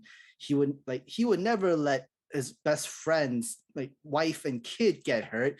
My man, have you remembered Jason? Do you remember Jason? Nope. Literally made up a whole entire alternate world from his own entire head where Bruce was on his side, kill Joker, literally serve his time and be on its way, and because he's always there, he's his brother and everything like that. It's no, I can't break my morals. If I were to do that, I'm no better than these criminals that's out in the streets. And you're right about one thing. If I were to do this, I would turn myself in and get literally serve my time and whatever. If everybody's in the jail and everything, and I put these people in jail, things happen. I'm gonna be throwing hands inside the jail. But I'm not gonna break my moral code. I can't. It's more of I'll be no better than the same criminals. I'll be no better than Joker. I'll be no better than everybody that's out in the streets killing people. Even though Joker, he should have gotten a death penalty millions of times of all the shit that he's done. But Batman soft. Anyway, I will say this. I'm sorry. I would say the justice system or whatever. Why didn't you guys give him the death penalty? Batman is not an executioner. I'm going to say Batman doesn't need to. The law needs to. Right, the law. You come from my family or loved ones. Boy, I'm going off the deep end gladly. I'm going rogue. I'm going 0 dark 30. I'm coming for everything you love. I will go down the path of darkness gladly. And this is the thing, right? Appreciate you. This is the thing, right, Abe? I'm with you. Like, I love Batman and I love his moral code, but I am not so nice. I would be much like Superman in this case, where I would go fucking scorch earth. And you know what? There will be no more crime because I said so. And if you want to challenge me, try and let's see what happens. I would be in the same boat as him. So I honestly don't blame Superman at all, but it's just for the story. Because you have so much power, it is not within your right to make that claim that this is the moment this person is supposed to die. You made me kill my loved one and my child. I don't give a damn no more. I'm setting the law. From here on out, criminals, you either get in line or you get killed. That's it. I'm done. For this particular situation, I'm okay with him killing the Joker. But right? for saying Batman is soft overall for not killing the Joker, when we always talk about, oh man, stop killing our villains because there's so much story to be added. Come on, man. But the thing is, look at me. When do you draw the line with the Joker? What he did to Barbara Gordon. Is that not crossing a severe line? yes. The law should have given him the death penalty. It's not on the Justice League. But that's not Batman's fault, though. That's not Batman's fault. The law was never on our side. We don't get that the law was never on our side. We don't get that wonderful story of Joker doing that to Barbara if Batman killed him a long time ago. Hey, we don't get that. What? Look, I'm just saying. I'm gonna say this. I do respect Batman and he has. I say this all the time. When it comes to rogue galleries in Marvel and DC, Batman has the best rogue galleries of all time. Facts. I will say that. I enjoy reading Batman storylines. I will say that. I'm just saying in this particular instance, when y'all want to use that to disrespect Clark Kent, I'm going to go off the deep end. However, that being said, I agree with you, Steve. We need these storylines, so we have to keep Joker around. I get that. But I'm saying in the practical world where you don't get to bring back characters from the dead, you don't get to retcon origin stories as much as you do. If this was real life, boy, if you don't kill Joker I would have killed him. Yeah. He would have been dead 20 times, like a million times over. I would have slit his throat and showered in his blood. Yeah. Boy, that's not enough. I'm coming for Harley Quinn. I'm coming for everybody who worked with Joker. I'm coming for everybody who smiled at Joker. I'm erasing the whole. Harley has Stockholm syndrome, bro. Look. Yeah, she does. Yeah, you gotta learn to. She needs help. No. Ain't no mercy at this point. Ain't no mercy. But go ahead, You Spicy. made me take mine away. I was gonna say I just want to say that I love how the DC writers love to embarrass Hal Jordan because homie gets embarrassed every DC animated movie. This man gets his ring took by somebody because he want to meddle in grown folks' business. Hal, go away. They really do disrespect him in these movies. But even in Flash War, they disrespected him too when he tried to stop Barry and Wally. Well, he said, "Get your ass out of here." He's like, "Wally, what's wrong with you?" Like even in Justice League War, Bruce took his ring and he didn't even notice. Literally. So, but I think it also goes to play how is just how and how people kind of just let him be. But going to Superman, I was like, how? No, you gotta let him be. You gotta let Superman do what he gotta do at this point. Like you can't. What are you gonna do? What are you gonna do? But it's funny. But I agree with all y'all. Like Batman, I loved Batman in this movie. I think he really was because I think people get Batman effed up when he walks the line of darkness and light. He's like, look, like it's just I always leave a little bit of room for us to line. So when people bring that up, like, oh, you just same thing. He's like, no, like y'all niggas got me effed up. Like y'all don't really know me. I know, and it's funny. I know y'all. I know who y'all are, but y'all always seem to get me messed up with what I do in my situation. So I liked how he was really holding that line down in this movie consistently to every detail, and then still having a relationship with Clark in those off chances. So I did like this Batman a lot than what they've been previously giving us in these other movies. Yeah, for sure. Steve, let me get your history with Injustice, and then we'll just dive straight into spoilers. Yeah, my history is the video game, like pretty much everybody. I mean, some people probably read the comics before the video game, but for me, mine was the video game. Like me playing the game and just really diving into the whole storyline and thing. It was a different take too, because I had never seen Superman go bad, things like that. So that was real interesting. So my first one was the game, and I don't care what nobody say. People say Batman doesn't have superpowers. This man sneaks up on Superman consistently. The dude can hear his unborn child in the womb, but he can't hear Batman sneak up on. That's a superpower. I don't care what nobody said. That's a superpower. It's gotta be. Dude, he be. uploaded a virus into Cyborg, and he never fucking knew. Ever. What? Even the villain was like, "That's rough, man. That's messed up." Like, I don't know what his superpower is. Maybe it's undisclosed, but he's gotta have a superpower. Supreme intelligence.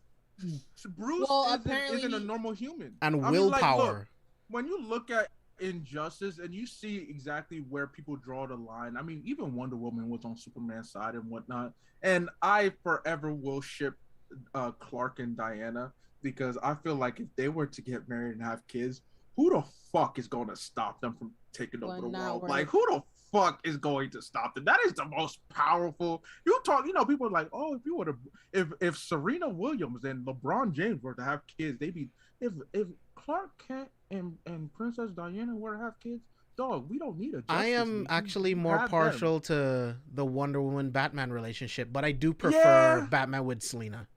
Yeah, I get it, and I do like the dynamic, but I will say this.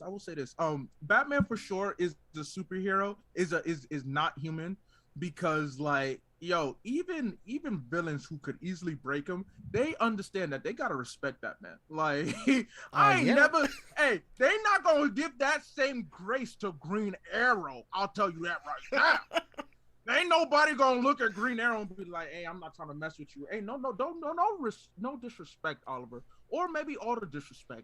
But Batman ain't human, so he's a meta. I don't care what anybody says. He's a fucking meta. There's no way you explain how he's able to survive as long as he's done, facing the people he's faced. Sheer like, yes, you're will. like, oh, the Justice League has faced Dark, but Bruce has actually gone 1v1 versus Darkseid. How the fuck? I know we talk about older writers. Even Darkseid recognized Bruce as a worthy adversary. Yeah, like, come on, bro. If my own father recognizes you, put respect on that. When demons come up to you and say that this man cheats death every time and it's vexing, then you that person. Like, you got ghosts mad that you still alive because you should have died a long time ago. Like, that's a different level. That's a different level. If you read the comics, you just see the parts where Constantine steps in. Constantine is like, yeah, Bruce, I heard about you. Yeah, you know that the people down in hell, they speak about you, bro. They're not speaking about Wonder Woman like that. They're not speaking about Green Arrow like that. They're not speaking about Black Canary like that. They're not speaking about Flash like that. Hey, Batman is a meta. Batman is a meta. Don't do. Yeah, no, calm down now. Flash is. Hey. Calm down. Flash, if Flash wants to smoke, I'll give him the smoke. Yo, they hold Flash in this movie, bro. I'll give him the smoke. They hold Flash. Give him the smoke.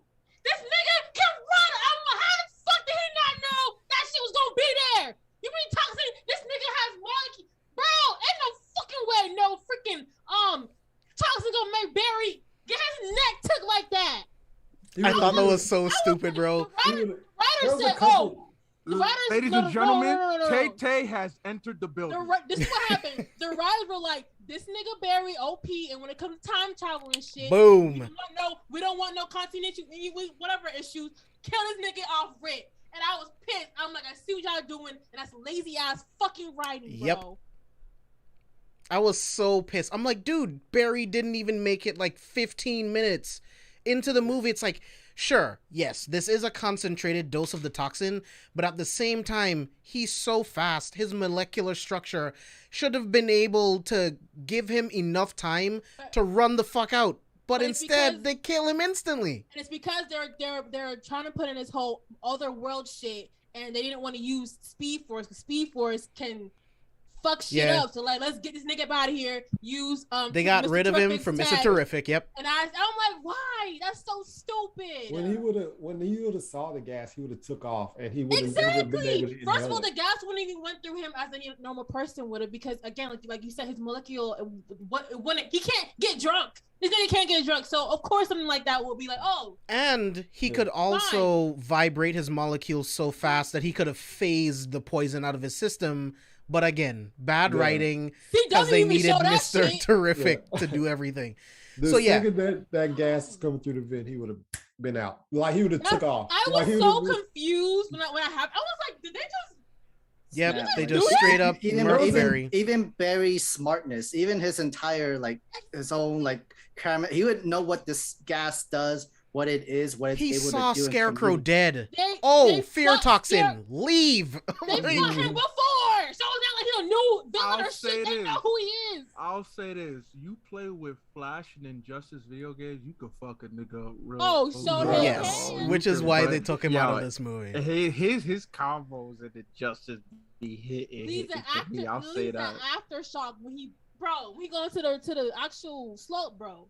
Yeah, but that was so dumb. I was like, what the? Don't make an Injustice movie then if you're not gonna utilize the Flash. And like, who made up this plot where they're like, oh, let's just have Mr. Terrific, you know? There's another scene that confused me too. When they're in Superman's brain, he's got the little shard of kryptonite and it's driving Superman crazy. And they kill him, but the kryptonite is still in his brain. Right. It's like, well, they didn't mention anything about the gas destroying the kryptonite, so we should still have issues here.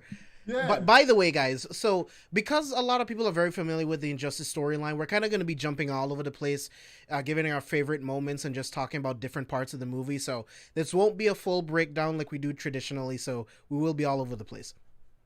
Yeah. But go ahead, Steve. But yeah, that was one of the ones where I was like, wait a minute. I was like, all right, so technically, because Superman, as soon as he died, Superman stands up and he's all normal again. I'm like, no, you still got kryptonite in your brain, dude. Like, somebody needs to get in there and get that out. But I think what this movie was, they just wanted to see a lot of death, like this unnecessary death of characters, and of course fighting. But I was just like, make it make sense though. Like, you know, like I'm here for a good brawl, but don't mess up the fucking writing. Like that shit was a little irritating, you know. Yeah. Those were the two big critiques I was saying the whole ghost wing shit. Like, what the fuck is that? Dead wing, whatever the hell. I didn't really mind it. It is what it is, kind of. It's because people love the character so much, so they're like, we can't let Dick Grayson, the best boy, you know, we gotta have him do something, which is like, okay, well, what about Barry Allen? But okay, well, you know, fine. But when it comes to my favorite moment of Injustice, it will always be in the very beginning. It is what Joker did to Superman. It is Joker infecting Superman with the kryptonite scarecrow toxin. And it is then Superman taking his beloved wife and unborn child into space, and that moment of realization of what he did. That is my favorite part of all of Injustice, of the entire comic series, of the film, of the video game. It is that moment right there, because at that point, Clark Kent knows despair. He has lost everything, and it's a beautiful sight to see. My second favorite part is when he decides to put a hole into Joker's chest. It's like, hey, I love it. There we go. About time. You have to. This is you're broken. Broken Superman is great. Honestly. One of my favorite moments is right before that. It's the conversation that Joker has with Batman. It's like, yeah, I was tired of losing to you. I wanted to play the game on easy mode, so he went after Superman. He's like, you lost your family, and what did you become? The embodiment of wrath. What will a god become? What will he become when everything's been stripped away from him? And Clark comes through the wall and he's just fucking laughing, even when he has a hole in his chest. Well, now that was a punchline. So it's like the Joker wins in the end, which is why Batman never killed him, because that's what Joker wants. He wants to take a hero, corrupt them, and make them kill him. So he wins in the end. You don't do anything by killing Joker. We make him win. I do want to say he was wrong for what he said. That line about Jimmy. I said, now why you gotta say I got Jimmy on my shoes? Why you said that? Yeah, that was. Why really you gotta cold. say that? Come on, not Jimmy, not Jimmy Olsen. Like, come on. One of my favorite moments is Superman in the warehouse and all those Joker. He's like, "Are y'all celebrating him?" He was like, "Have y'all lost y'all fascist?" Like, that was lit. I enjoyed that shit, dude. He straight up murdered those fucking kids, bro. That made me think about Castlevania when Dracula came back and he was like, "So I give y'all a year to prepare, and y'all celebrating this shit." Like that's what that made me think of. Superman was like, "Y'all are really celebrating." And I liked how that got brought up again with Diana, because I was a little worried with Diana's character, where I was like, okay, I see you, sis, but do you see kind of where this is leading? Because Diana's more of like, I see like the bigger picture. I see like the world aspect. People need to be saved.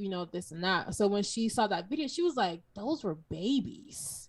So I liked how that kind of snapped her back into her, Wonder Woman aspect, where she was like, you kind of tripping. Like, I was with you, but now it's like you kind of going to so let's kind of talk about that. So let's expound on that a little bit more. How do you feel about Diana choosing to join Clark?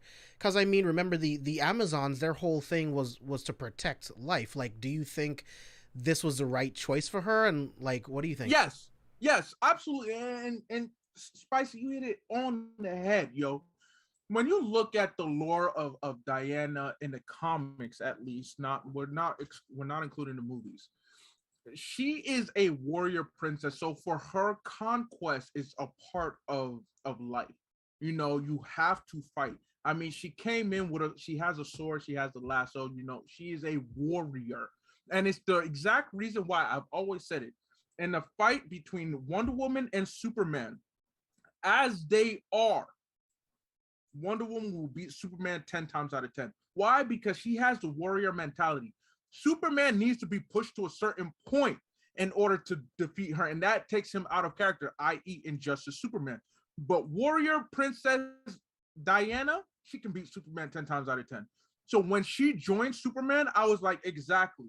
But when she switched up, it made sense to all the character development she has witnessed ever since leaving Themyscira and coming to the US and witnessing that, bloodshed, conquest, that isn't everything. There are many ways to save human lives.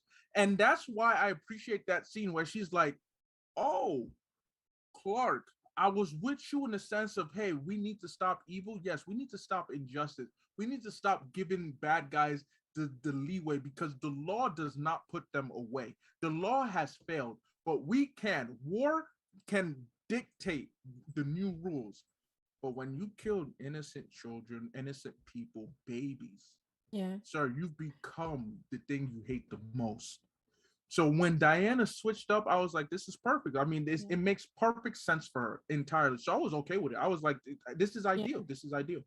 I was too. I liked how they did that because like you said, she's a warrior first, and you saw how she was like, oh, so we did this war, minimal casualties. She was thinking like a warrior general, like, as one does. So when she saw that video and Clark was like, well, what's wrong? You pushed me and told me. She was like, Clark, yeah, for like the greater good, but not like this. Like, you are clearly still hurt, because she thought that he was healed from it. She's like, we talk, because she was consoling Clark. She was like, we talk about it. I'm here, blah blah blah. So that was her blinders off, where she was realizing, oh, he's still hurting. He's not thinking clearly. So I really did like that that takeaway, because I think in the comics they kind of make it seem like she was like wholeheartedly in love with her, not seeing all the flaws, not really seeing the flaws at all. So I like how they had her snap back and was like, "Oh, you tripping? Like, yeah, you don't want me, that's fine and all, but now we're in a different ball game." So I did like that with the Diana. Yeah, Sam, what about you? How do you feel about Wonder Woman joining Superman's team? It made sense because I feel like she has some like, we already knew like she still has a thing for Clark, regardless, even though Clark is Lois Lane's forever. But like, more than often than not, like she's always feels like it's more about the world more than it's by her own by everybody else. She always feels like she always side with Superman in every sort of way. Because like when during her Amazon run, like Amazonian run, it's always about secretive and everything. Everything she does, she does for the Amazons. And then the moment like she revealed the world and everything like that, it become where nope, everything she does for the world. And why not to the most superpowered person in the world, which is Superman in itself. And she's always closely watched Clark and his actions and his moral rights, and all the good that he's done. She always feel like maybe he knows what's best for the entire world, and everything every decision that he's done, she probably would follow him.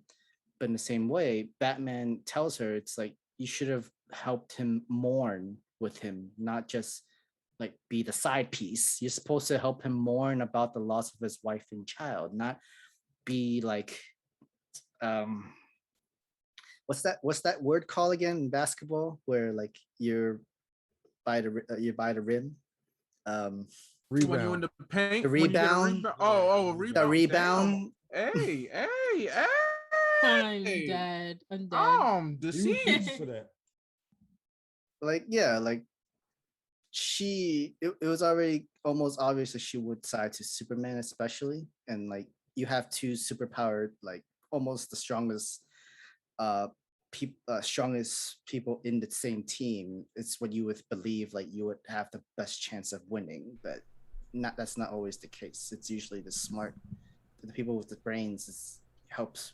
The people with the brains is what helps overpowers the bronze in that sort of way.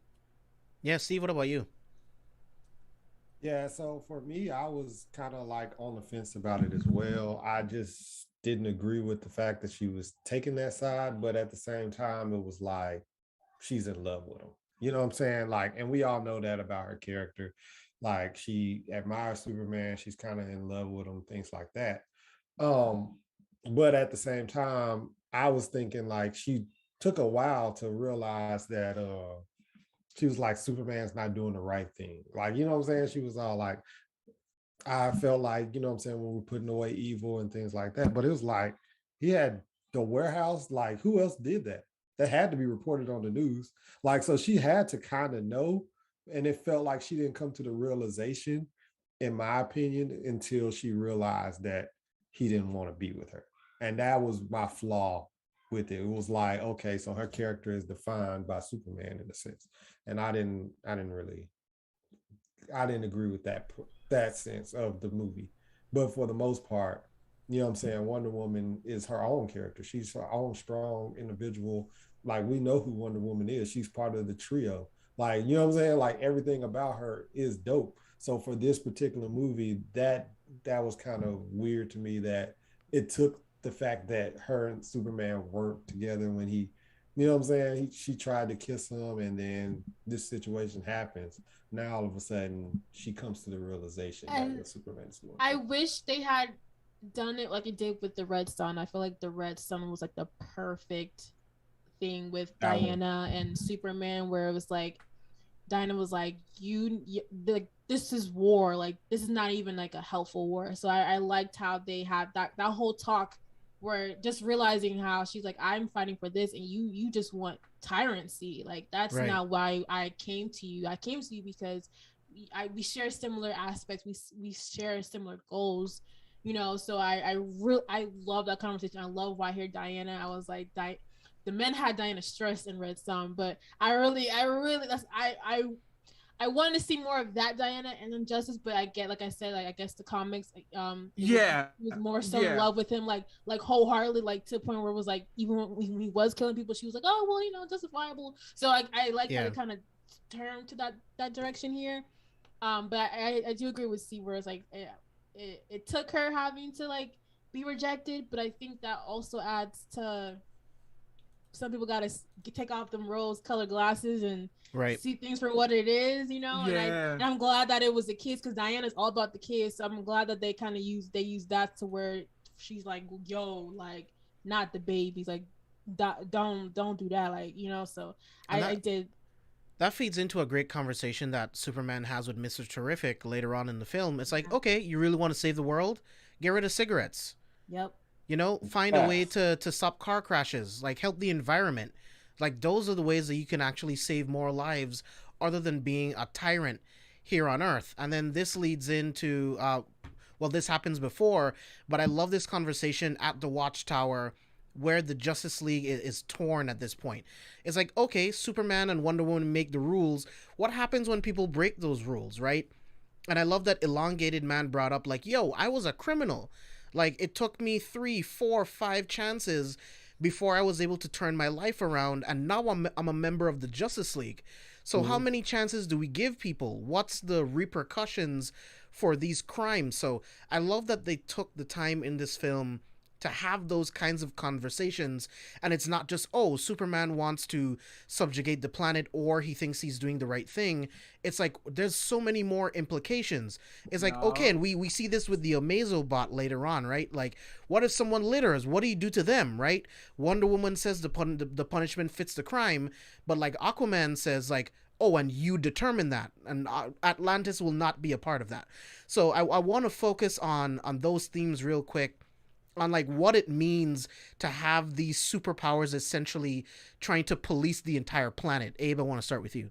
And one thing I will say, you know, Steve and Spicy, in regards to your feelings about Wonder Woman, I do agree with you, and this is why anybody who's watching this right now, if you haven't read the comics, please take the time to read the comics, because the comics go so much in depth into that. And from the comics itself, personally for me, the way I view, as much as I like to ship just out of selfishness, Clark and Diana, I don't necessarily think that from the comics that Diana loves Clark. I just think that it's more so from where Diana comes from. She sees this man who's basically a god. I mean, she's a goddess herself. She's a demigoddess herself. She sees someone who's like, yo, you're like me. You like me for real. Like, I admire that. Not necessarily I love you, but I admire the strength. I admire the power. I admire your willingness to do good. The comics do a better job, whereas the movie kind of quickened it up. But for me, you know, having followed for so long, it was easy for me to fill in the blanks and arrive to that conclusion where I was like, okay, that's cool. But in regards to your question, JB, I appreciated how the movie definitely took the time, especially since we don't have much time. And I mean, you're playing with how many issues of comics to see just exactly where heroes and villains stand on the subject of good and evil. I mean, you had villains second guessing themselves and being like, you know what? This isn't it. You know, because not all villains want to just cause chaos and anarchy. Some actually want reform. They just go about it in a negative way because it's like, yo, justice don't do it. The law don't do it. So I got to take it. But then when they see it taken to the stream that Superman brought it to, they're just like, this ain't it. There has to be a better way. There has to be a different way. And I will gladly say that when it comes to DC and Marvel, and when the idea of civil war, Injustice did it so much better than Marvel, in my opinion. Injustice really captured what it means to stand on the side of like, yo, and well, not, you know what? I won't say that, because I still stand by, I think Injustice epitomized true civil war differently, but Marvel's civil war was different because it was based on like showing your identity, right? But what DC did is saying like, hey guys, when it comes down to it, is a utopia possible? Is ultimate peace possible? If it is this how it's going to look like? Is this worth it? Is it worth it in basically incurring strict penalties? Like you mentioned, oh, if you litter, the punishment fits the crime. Well, you know, like there are some crimes that are quote unquote crimes, but they don't deserve really all that much effort or like repercussions. But hey, when it comes to peace, basically it's black and white. There is a lot of gray. Injustice does a great job of showing you that, hey, context matters. I know the homie Wayne Sabi Bob always tells me this. Context matters. Is never black or white. It's never good or evil. There is a very big gray area that you have to traverse. So any given Sunday, your opinion on one thing may not apply to another situation. And I appreciate that the movie still managed to capture that. They really did. And when you look at that, it's just, it has you thinking. It's like, what is your definition of justice? What is your definition of peace? What are you willing to go to enact those definitions? Are you willing to say like, hey, I need to show some grace? Or it's like, nope. This is what it means to be good. This is what I stand for justice. That means anybody who doesn't see it that way, they are automatically enemies. Is that where you stand? I appreciate that at least the movie did a very good job of capturing that. And when it comes to Civil War, I appreciate Injustice way more. And trust me, I love Marvel Civil War, but DC's Injustice did a way better job of pitting their heroes and villains against each other. Steve, what about you? How do you feel about the rift between the Justice League and like the really like the serious conversations that they were having about who makes the rules? What are the punishments? Like, what do you think about that? I really I like you said earlier, the conversation between Superman and Mr. Terrific was really like the one where I was like, oh, okay, yeah, like he's making points. And then Superman came to that realization, like, oh, you're not going to help me. And he's like, no. He's all like, think about like what you're doing. And it it it really made sense as far as like with Harley Quinn joining, Catwoman joining, things like that. It just really let you know, like they were looking at it like, dang, am I really a villain? Because look at what this dude is doing. Like he is really like a tyrant at this point. You know what I'm saying? And like you said, it's with I call him Plastic Man. How he's just Elongated pretty man. much elongated man. How he was like, I've had situations where like I've done a couple of things and it took me a while to reform and become who I am. Like sometimes you do need to have your situation where you need to serve time and do things like that. You have a redefinition of your life or whatever.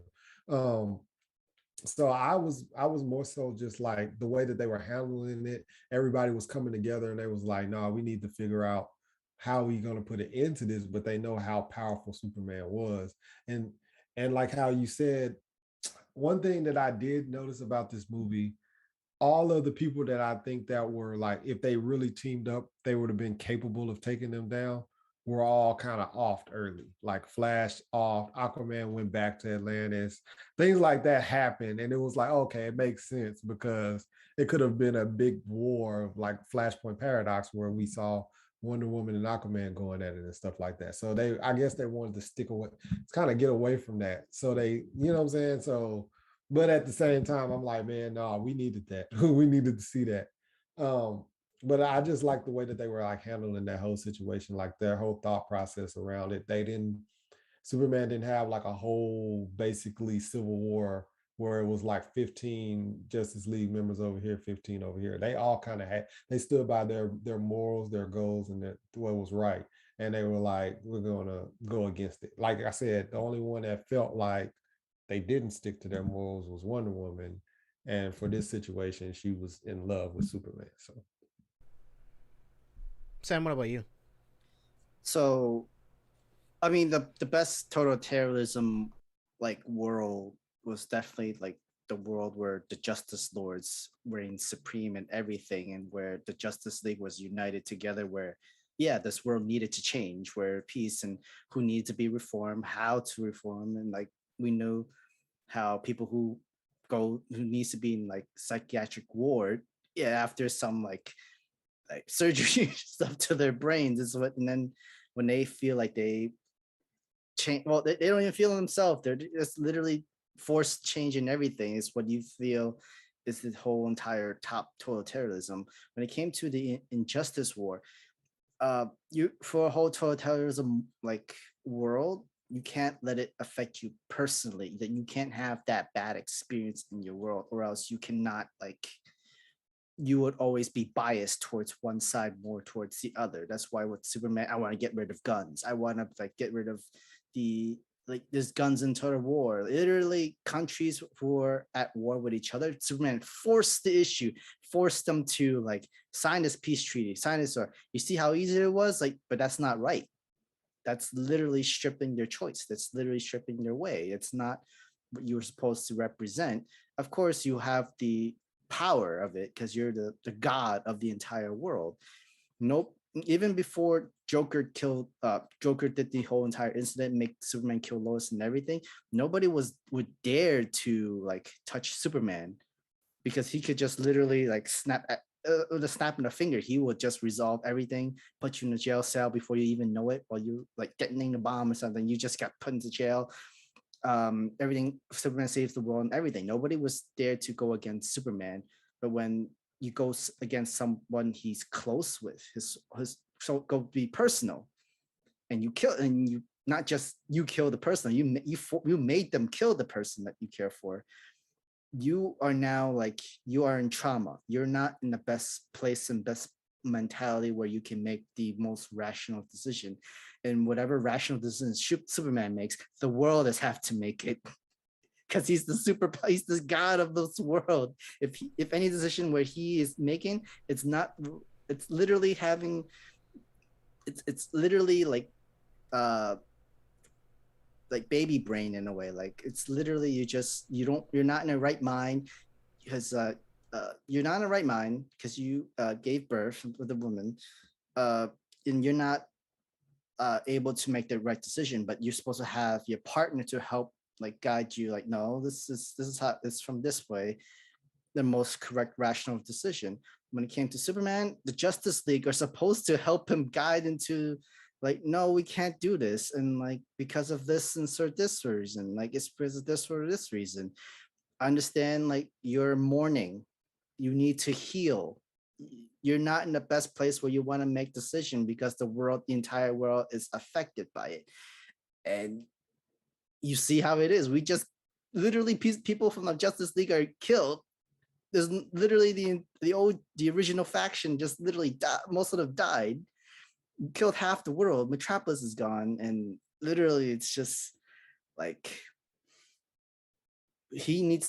Superman was the person that needed to be healed first before anything else. And yeah, I was just gonna say, like, let's also talk about the fact that the government decided to kidnap his dad, bro. And then Batman shows up. I was told that it could never be traced to me. How could you know? And Batman's like, nigga, do you know who I am? I'm Batman. What the fuck are you talking about? I'm dead. No, but literally. But yeah, I love that scene. I love that whole thing of like them using Mirror Master to hide his dad in the Mirrorverse, and the fact that they used the sky and the clouds, which is essentially a reflection of like the water and everything. Like that was fucking sick to hide him in there. I thought that was dope. I will say, y'all just saw Thawne just chilling at the bar, like he ain't got nothing else better to do. Like he just chilling. Like, why y'all doing this to y'all speedsters? For why?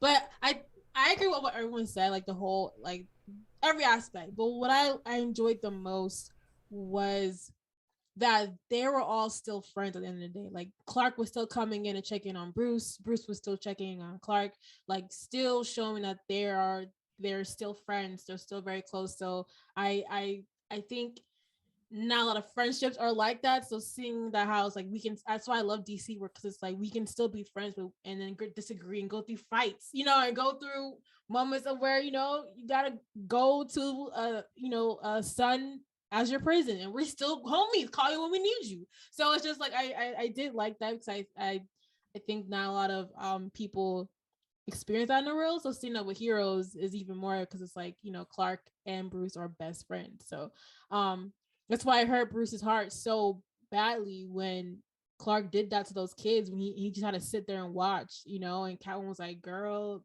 do not, well, those is, you cannot let that man be, you can't do nothing about that, so, but just see how it's like Batman was trying his hardest to like put Superman on the path, because he's like, I dealt with grief, I'm still dealing with it, it's part of who I am, my parents, so I feel you, but it's like seeing his friend go on that path, I can tell it really messed with Bruce, and then the whole Dick situation and Damian, like Bruce was losing everyone, and I liked how I saw that in his character, dealing with Superman. So Yeah, let's talk about that. Let's talk about that. Let's talk about Damian killing Nightwing, bro.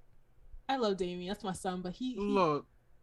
Damian is one of my is my favorite Robin because he is so much like his daddy. But in this case, you can tell like he didn't mean to do it, but you know, unfortunately, this is part of the game, right? And he did it.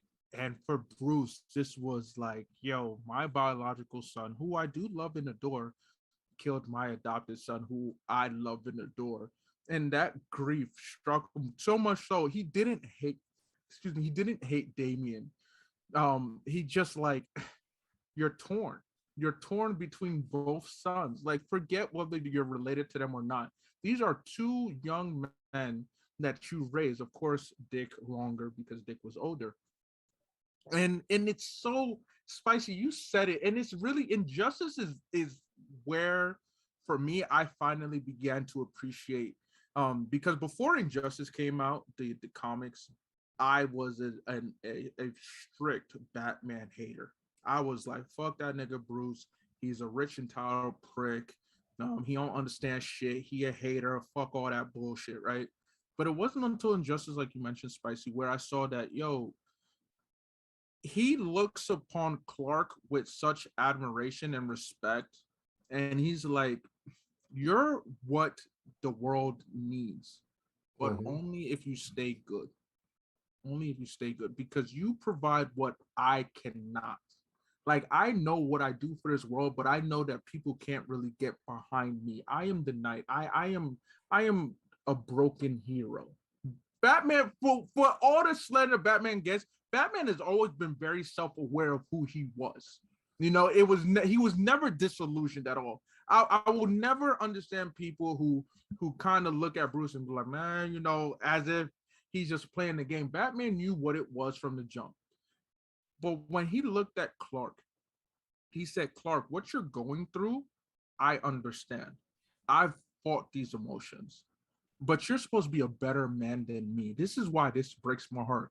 And the fact that all this drama trickled down to his sons and caused, honestly, in my opinion, I've always felt that when it came to Dick and Damian, out of all members of the Batman family, those were the top two ones in the Bat family that Bruce really loved with all his heart, that Bruce really felt for. And seeing them split, seeing them fight, seeing one of them die, man. I would say, especially with like when it came to like Jason, like when one of your son was died, got killed by Joker itself, you want to keep your family close to you, and the last thing you want is a whole Abel and Cain situation here, and just which is what almost happened with Tim and Damian and Red Robin, but that's another story. But I think Damian had to chill the hell out. You know, he had to stop with this demon's head aspect, which is what Dick was teaching him early on, you know, the whole foreshadowing shit. So it's like seeing that, and to be honest, I didn't feel like Damian learned his lesson towards the end of the movie. I still felt like he kind of just like, oh well, brother's back, so he can take care of everything, sort of, kind of. So I was just like, Damian, like, I still kind of wanted him like to have like a complete resolution, but then I realized like he's still fighting conditioning, years of conditioning, you know. He's still young. He's still young, you know. So I was like, okay, well, he at least is like dealing with it, you know, on his own terms. So I was like, okay, fine. But I just felt like I didn't like get that, like, because even when Dick was trying to help him fight his grandpa, he's like, I don't need your help. He was like, Damian, and I'm just like, well, that's Damian, you know. So, but yeah. And then, I mean, the comics, he ends up becoming the next Nightwing, but in the bad way, but still. Yeah. My son, my little hot-tempered son. Yeah, man. So like Damian the best.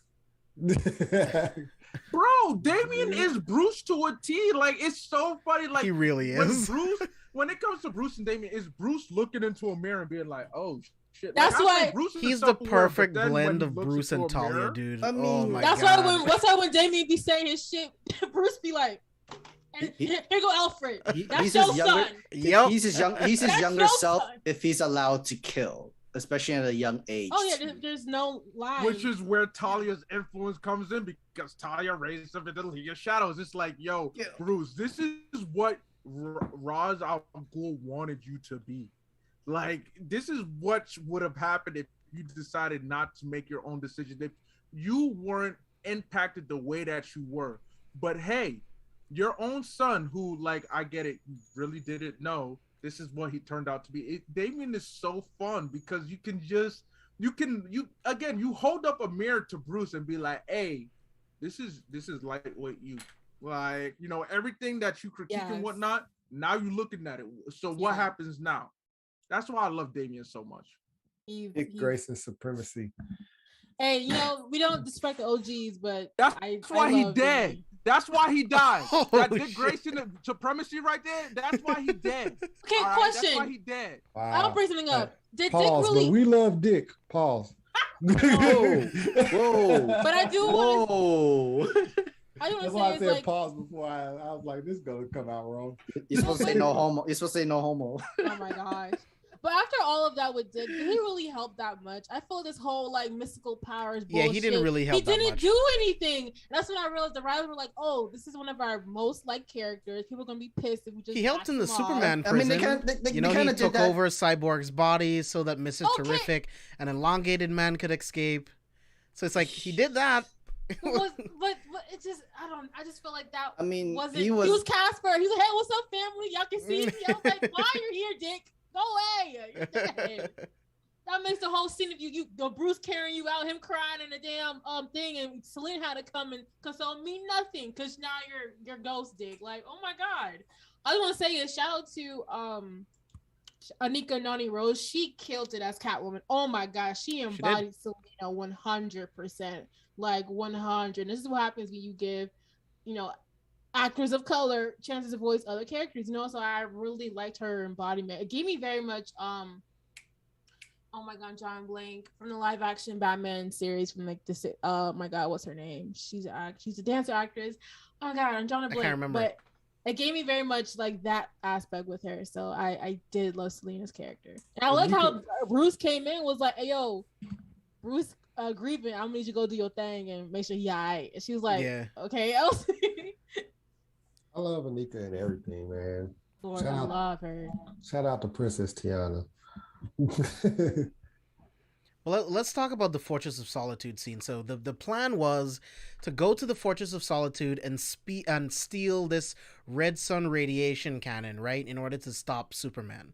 But this is where, you know, Superman thinks that they could have potentially gone there to do the same thing that the government did to Jonathan Kent, right, to potentially kidnap him. But then, you know, he accidentally, Oliver shoots a kryptonite arrow. He deflects it. It kills Jonathan Kent. Like, Clark just can't fucking win in this movie at all. And then, out of nowhere, he laser beams a hole in Oliver's fucking head, bro. I'm like, Clark, you are going way too far. You're killing your friends. You're killing kids. Like, you are losing it, bro. Mm-hmm. That scene was a lot because it happened. So many things were happening at once. Like first, Adam in his head, and I was like, "Well, so I got the antidote," and then people running around. Like it was a lot going on. But I feel like Clark's dad dying was his fault because he got too cocky. He got too cocky with the whole like classic. "Oh, I'm the classic Superman." No, you're not. You're a tyrant now. So therefore, you have your repercussions because of this. You know. So I did like that. But Green Arrow, I don't.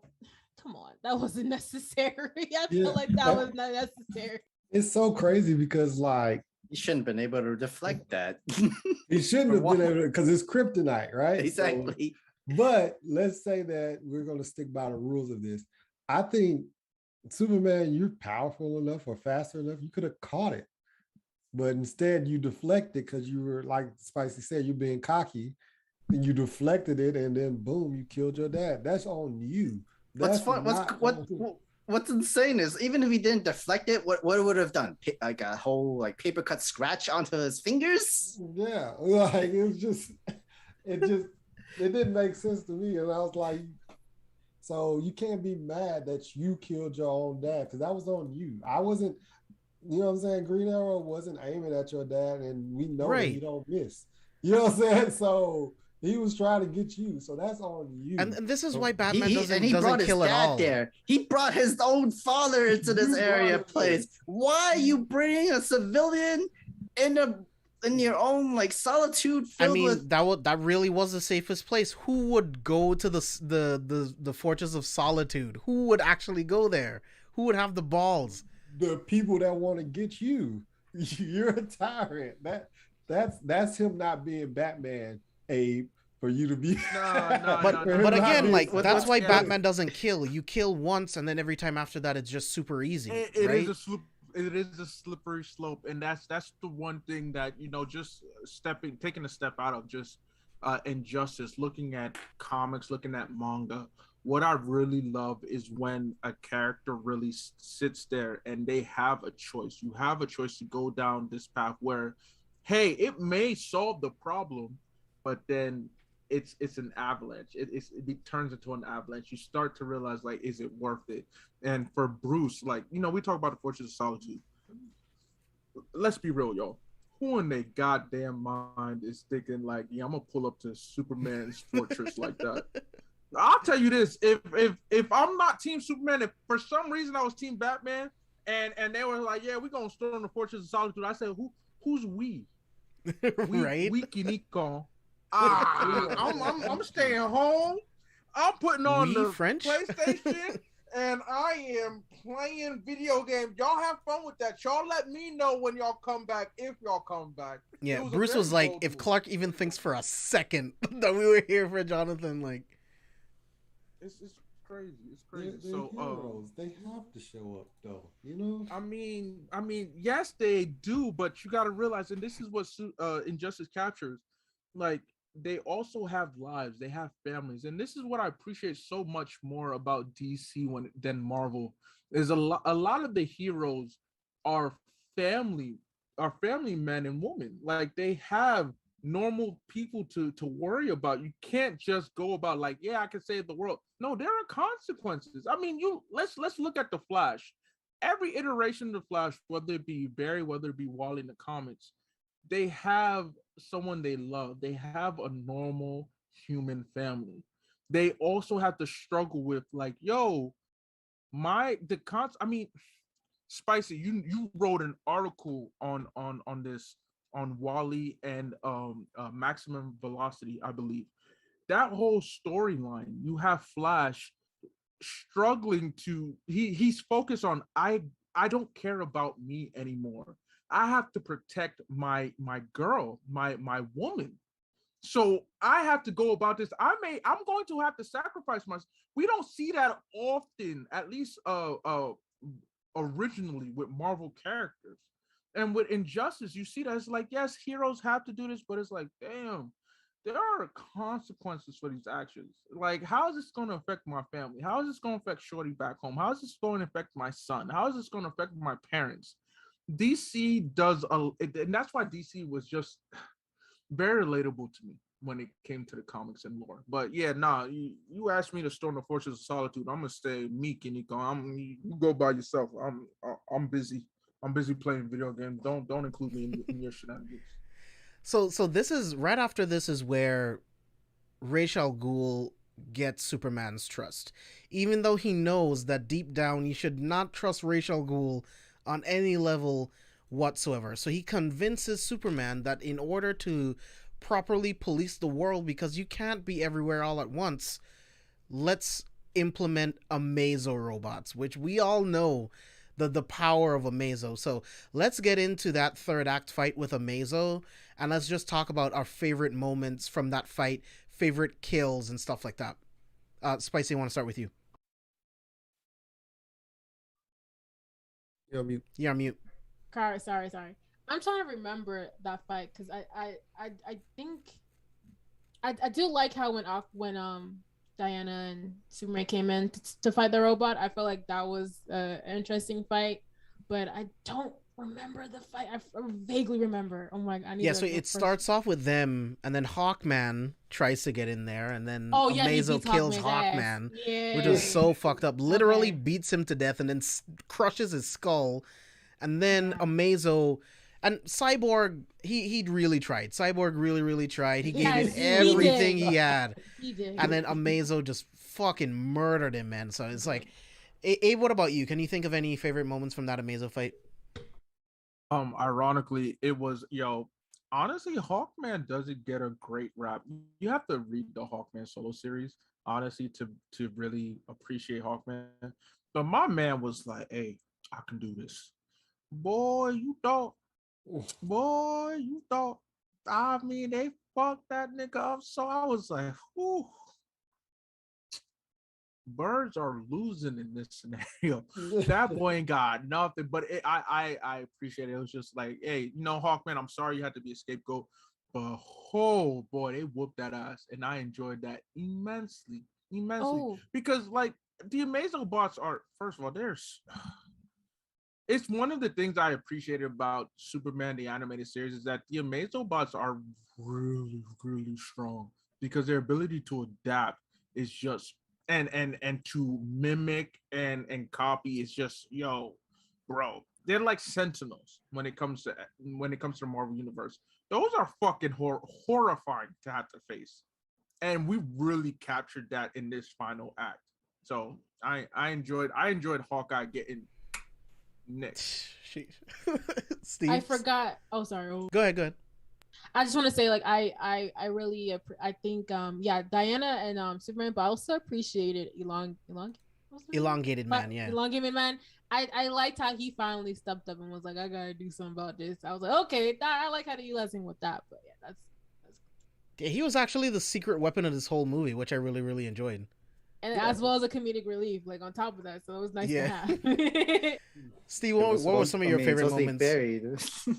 A lot of people say that he's the strongest character in the DCU or whatever. He's one of them, dude. Like, no, not Elongated Man. Plastic Man is one of the stronger characters, and you capture that more in the Dark Metal storyline. So basically the end of Rebirth, leading to the expansion. Plus, Plastic Man it's weird because not so much attention is paid to him, but they really do hype up Plastic Man a lot.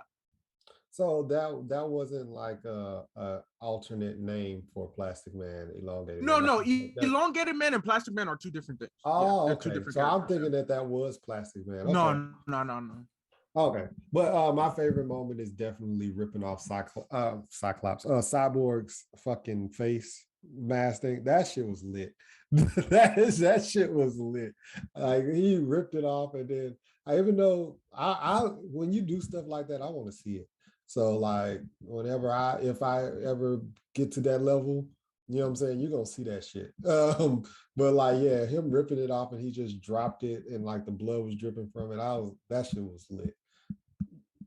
I want to say it reminded me of a Mortal Kombat game. I'm remembering every incident was like, oh, I feel like I'm watching Mortal Kombat. But which makes sense. So yeah, because you never received help. That was perfect. I'm like this. I love this. I loved it. So yeah, I'm remembering it now. But yeah. Mm-hmm. Yeah. So like, that's definitely that was my scene. I fucking love that shit. Like Cyclops, like JB said, he tried. Cyborg. I don't know why Cyclops keep rolling off the Cyborg. Fucking. I was like, when did we get the Marvel DC crossover? How did X-Men get in here? Cyclops keeps rolling off the tongue for some reason. Cyclops would have just cried, Gene, and he would have fucking died, loser. Literally. New Cyclops is about that action, though. He is. Unfortunately, he is. Another Boy Scout that I don't fucking like. Hey, I'm not a Cyclops fan. All right, look, the only Boy Scout I will defend and fight for is Superman. All other Boy Scouts can go to hell, honestly. I love Cap, man. I'm a huge Cap fan. Fuck that nigga and all that he stands for. I'm sorry, I'm here. But I was on his side for Marvel Civil War. I wasn't on Tony's side. I will say I was on Cap's side. Y'all ain't real. Okay, now I'm watching all y'all because I was Team Iron Man, and I asked this question to all my friends. I'm like, "What team were you in Civil War?" If anybody's like, "I'm okay, you know." Wait. So you mean in the movie universe? Yeah, the movie. Okay. All right. Okay, that makes sense. Because I'm about to say in the comics, there's no way. Yeah, there's no way you can be Team Iron Man in the comic, though. That privileged Hell no. Even in the movie, it was like, bro, yeah, Tony, it's easy for you to say. I mean, Tony, you're responsible for Ultron. Iron Man 3, you saw how that shit went. That's your responsibility. Even Iron Man 1, hey, that's your responsibility.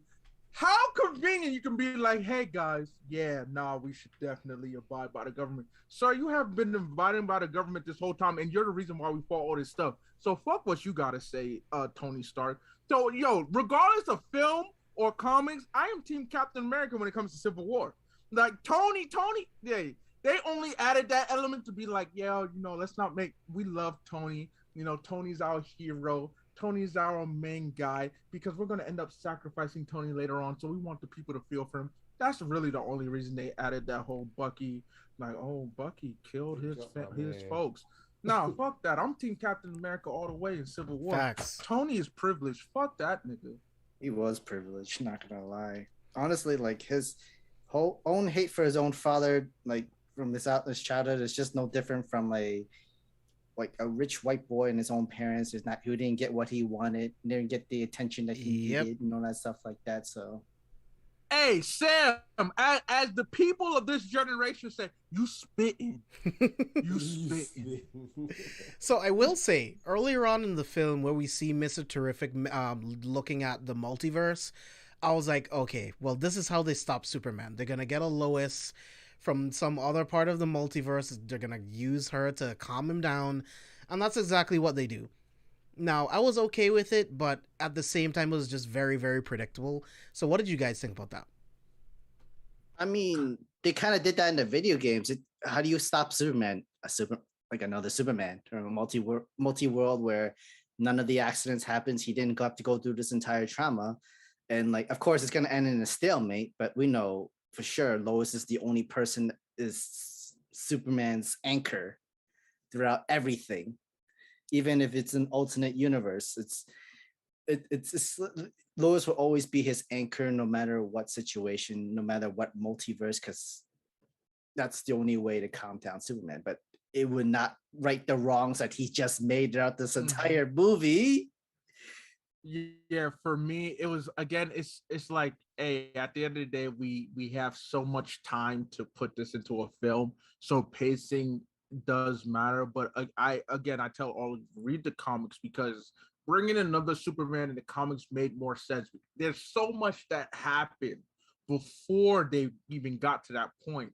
And in the movies, I know it seems like an easy cop out. So JB, I agree with you that it's just like, shit. I mean, this should have been done from the jump, low key. So I don't hold that against them. I will say this, my only detriment, I thought that we would get several Injustice movies. I thought they would take their time kind of following the comics, kind of maybe just do Injustice Year 1, Injustice Year 2, kind of that route. But hey, I understand it. They just wanted to get that out there and move on. But bringing in another Superman, it just made sense. I mean, Superman is a god. He is a god. At the end of the day, you need to fight fire with fire. So let's bring in another god, which is what's so insane is like no matter just phase through his chest, dude. Chill out. I'm holding your heart. Chill the fuck out. I can kill you right now. They had Eobard Thawne just chilling at the damn, drinking a damn drink, getting drunk. Like, what are you doing, sir? He was drinking that same drink. He was just enjoying the show. Chill. We already know from Flashpoint. It's like you already know, like, what's that thing you always say, Barry? Like, it's all worth it. It's all worth it. Like sir, Superman out here killing you, just sitting at the bar in your outfit, in your whole uniform, doing nothing. But no, I called the whole universe thing when Traffic was like, "Oh, Superman, did you know that there's multiple?" I was like, "Oh, we're going this route. We're gonna go do that now." Since y'all didn't ask Barry, now it's, "Oh, look, Superman, this crazy thing. We're Earth 1. Really, y'all niggas are like the bottom of the food chain of Earth. You're not even Earth 1.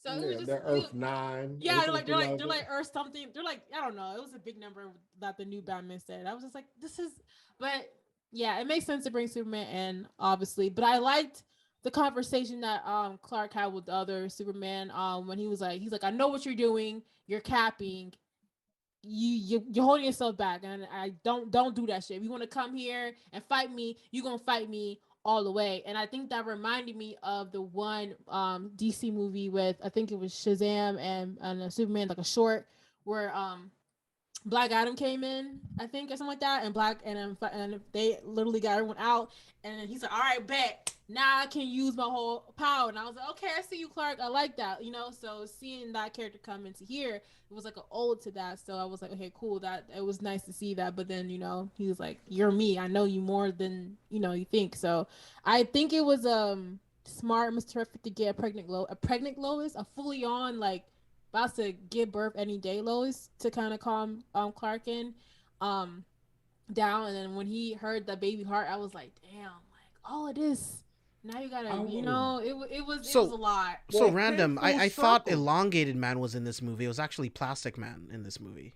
Okay, so like he's credited because I was looking at the Man. costume. I was like, that's Plastic Man's costume, but I thought Batman called him Elongated Man. That's fair. Yeah, but so yeah, my bad. You were right, Steve. Yeah, Plastic Man is he is OP in Justice, and in the comics he actually is OP. I mean, he's essentially immortal. Yeah, it's weird. Like I need to read more of his. I need to read issues that center around him. There's not that many, but they just kind of just in team up movies. They're like, yeah, that nigga, yo, don't fuck with Plastic Man, and I'm like, why not? Oh shit, never mind. I don't want to fuck with him. But absolutely, I agree with you, Spicy. It just came full circle. Continue. No, but that's just it. It kind of was like a whole calming to the whole chaoticness that was happening in that 2-minute, 5-minute scene. So I was like, dang. But then I was like, oh, yeah, Barry, he could have just ran in the past, say, hey, but I was on Abe's side. I definitely was thinking that this was like part one of the series. I didn't think until we saw Superman, and then I was like, okay, so this is about to end.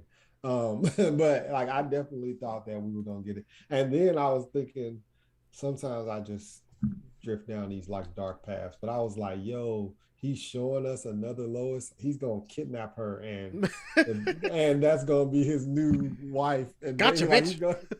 He's like, this is my Lois now, and this is my kid. Like he's just gonna kill Superman. I was like, and then we're gonna get another movie. Yeah, and then you know what? That Clark Kent goes dark too, and then it's just a never-ending cycle. Hey, that's what Wilson Fisk was trying to do in Spider-Verse. He was trying to steal someone else's wife and kid. Either that, or he fucking would have killed that Lois. Like, if I can't have my baby, you can't have it either. I would have been like, oh shit, like, holy shit, like. That's like the final thing with Superman. It's always going to be Lois, like you guys say. Like it's always Lois. Come on. I mean, that's his rock. That's his their version of Martha. I mean, hey, don't get me started, bro. Do not get me started, bro. Don't do my head like that, yo. Don't do that.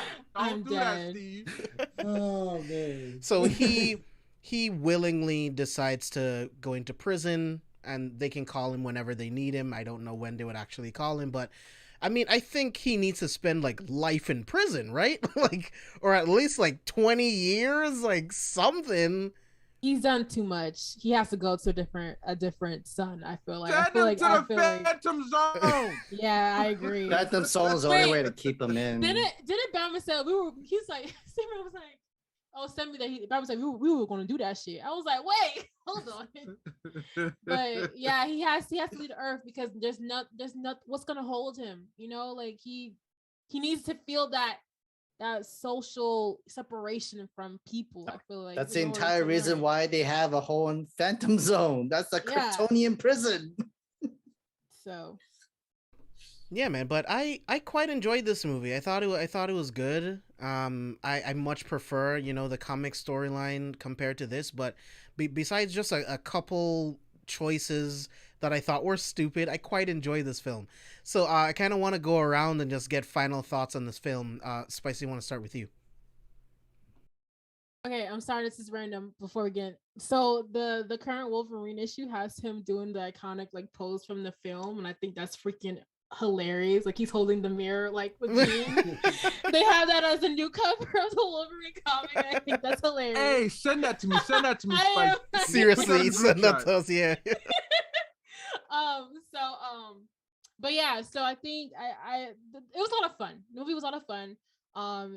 There was some issues where I was like, but I think overall it was a nice ride.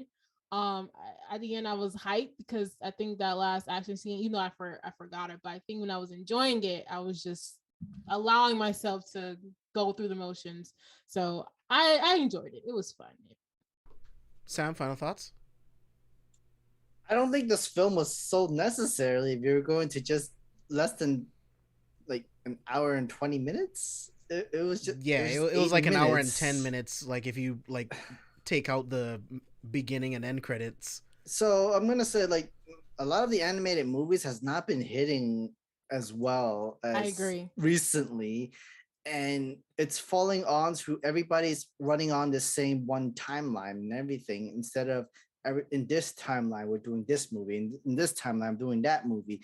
This timeline is technically from the Justice League show. This is the movie for it. They're not doing that anymore. I feel like they just wanted to just push out a movie a year, that sort of situation, and they knew that Injustice was really popular and it brings out a lot of money. It was not necessary. It's just they just did it for the money or the clout and trying to get onto the popularity of it all. It's just I feel like it didn't need to happen. Like cool, because we got the video games for this. The video games like cutscene was a lot longer. Without the fights, it's a lot longer this entire movie, and it's a lot more fun.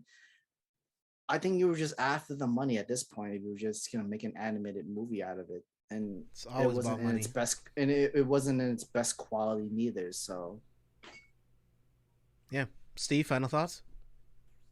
I enjoyed it. I gave it a 7 out of 10, in my opinion. Other than like the two things that we complain about with the Flash and then the kryptonite being in his brain, those are like my two like biggest pet peeves, and then also the Wonder Woman thing. But other than that, like I enjoyed the movie. It was a good watch. It was entertaining as fuck. I didn't have a problem with it. I have been watching like all of the DC movies that's on HBO Max because they have a shitload of them. I'm trying to get into like all of their animated stuff, and so like where this fits in, it's like a 7 for me.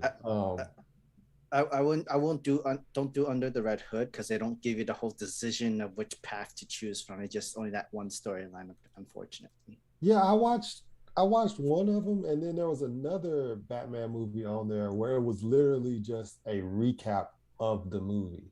Yeah, and I was like, it's from Bruce's perspective. Yeah, it was the original movie. If you like with the DVD and Blu-ray, you actually get to choose which path of what Jason can do or what Bruce would do and that sort of stuff. And it was actually a lot more interesting from those cutscenes and their perspective for sure. I have to look that up. Yeah. But yeah, I like I said, it's a 7. I enjoyed some of those other Superman movies that's on there. There's the one where it was in like Russia or something like that. Red Sun. Yeah. That was a good one. I Comic was good too. I liked Red Sun. I liked this Superman versus the what you call it? I forgot the Fatal Five. Fatal Five. Yeah, I actually enjoyed that soundtrack and even that Superman. So, and I like Superman Unbound too. I think that was a good. Yeah. Really good Brainiac story. I love the Lois Lane in that movie too. She was like my favorite. Yeah. So this just falls under like it was very entertaining. It was very entertaining. I can't even say that I expected more because it's like at this point you've read the comic now, you've played the games, like you got what you got. Like there's nothing else to even really expect other than what I thought. Like with Abe, I thought this was going to be a series, not just one movie. I was hoping for a series, but I mean, you pretty much know the storyline, so it was like cookie cutter in a sense. Like you knew what you were going to get. So yeah. Abe, final thoughts? I actually have to disagree with you, Sam. I thought that this movie was long overdue. Similar, it's like, look, the video game franchise has been popular. It's it's like saying all the Mortal Kombat movies are unnecessary because we have the video games. That's how I viewed it. Similar to Mortal Kombat, of course, we're going to get a film. It's just to have fun. Yes, they're hoping to make money, obviously, or else it wouldn't be made. I would say that maybe it's kind of late in terms of because Injustice came out in 2013. The video game came out in 2013. But as you can also get it for $20 on PlayStation, if you want to, if you haven't bought it already. But otherwise, it was just fun. Like Steve said, 7 out of 10. I can't give it any much higher because we all knew what was going to happen, how this film was going to turn out. But it was just fun to see it played out in cinematic, because some people don't like playing video games. Some people don't like playing fighters. Some people don't like reading comics. At least they got to see what us fans have enjoyed many years ago. And hopefully it makes them like, oh, you know what? I want to know more. Definitely go read the comics. Honestly, go read the comics. You'll have a much funner time. You'll get to see more in depth the different characters that are involved, the progression, the character development, and the gravity of the situation. But I was happy that at least now we got it. I didn't expect it at all for Injustice to come about because again, it's been 8 years. I thought it was just but I'm happy for it and I was satisfied overall. As a Superman fan, I was pleased. I had fun. It was good. It was good. Yeah, like you guys said, besides the two things that we mentioned, I had a lot of fun with this movie. I love Elseworld stories where you can kind of just do whatever the fuck you want and it doesn't really matter. You can kill off characters and really live within the consequences of their choices as characters and as people. Like we talked about earlier on, I love that entire conversation at the Watchtower where it's like, okay, well, we're going to police the whole world. Then how do we deal with crime? How many chances do we give people? What are the repercussions for these crimes? Are we just going to kill people for littering now? Like, what are the rules? So it's just, again, with great power comes great responsibility. And I feel like this film was a good exploration of that. For me, I would give this film, like a 7.5 out of 5, maybe 7.7, close to 8. Really, really enjoyed it. I would watch it again. I enjoyed the music. I thought the animation was good. Batman was really, really good in this. I like the voice actor. I can't remember his name right at this very moment. What is his name? Because he was in Gerald's Game. He's in a lot of different shit. Anson Mount. Those Anson Mount. Yeah. Okay, I'm thinking of someone else. Yeah, he was great as a voice of Batman. He was great in that. So yeah, man. I don't know if I'd want to see any more of these. I think they kind of, if you wanted to do an Injustice series, you should have just put it out as like a limited series. That would have been better, in my opinion. It's too late. Fire. It's done. Any more Injustice is just like, sir, it's too late. You already wrapped it up. Don't beat a dead horse. It's over. Yeah. Yeah, so I definitely recommend watching it if you're a fan of Injustice, and let us know what you thought about the movie. Spicy, tell the people where they can find you online. Yeah, y'all can follow me on Twitter at SpicyLadyEnt, Instagram SpicyLady Entertainment, Twitch SpicyLady Gaming. I'll be gaming tomorrow, my day off, long week, but we're gonna be chilling, probably playing some more Genshin, having fun. And I think that's all right now. Check out Screen Rant. Shout out to all the my cool job, read some articles, have some fun over there. But yeah. Sam?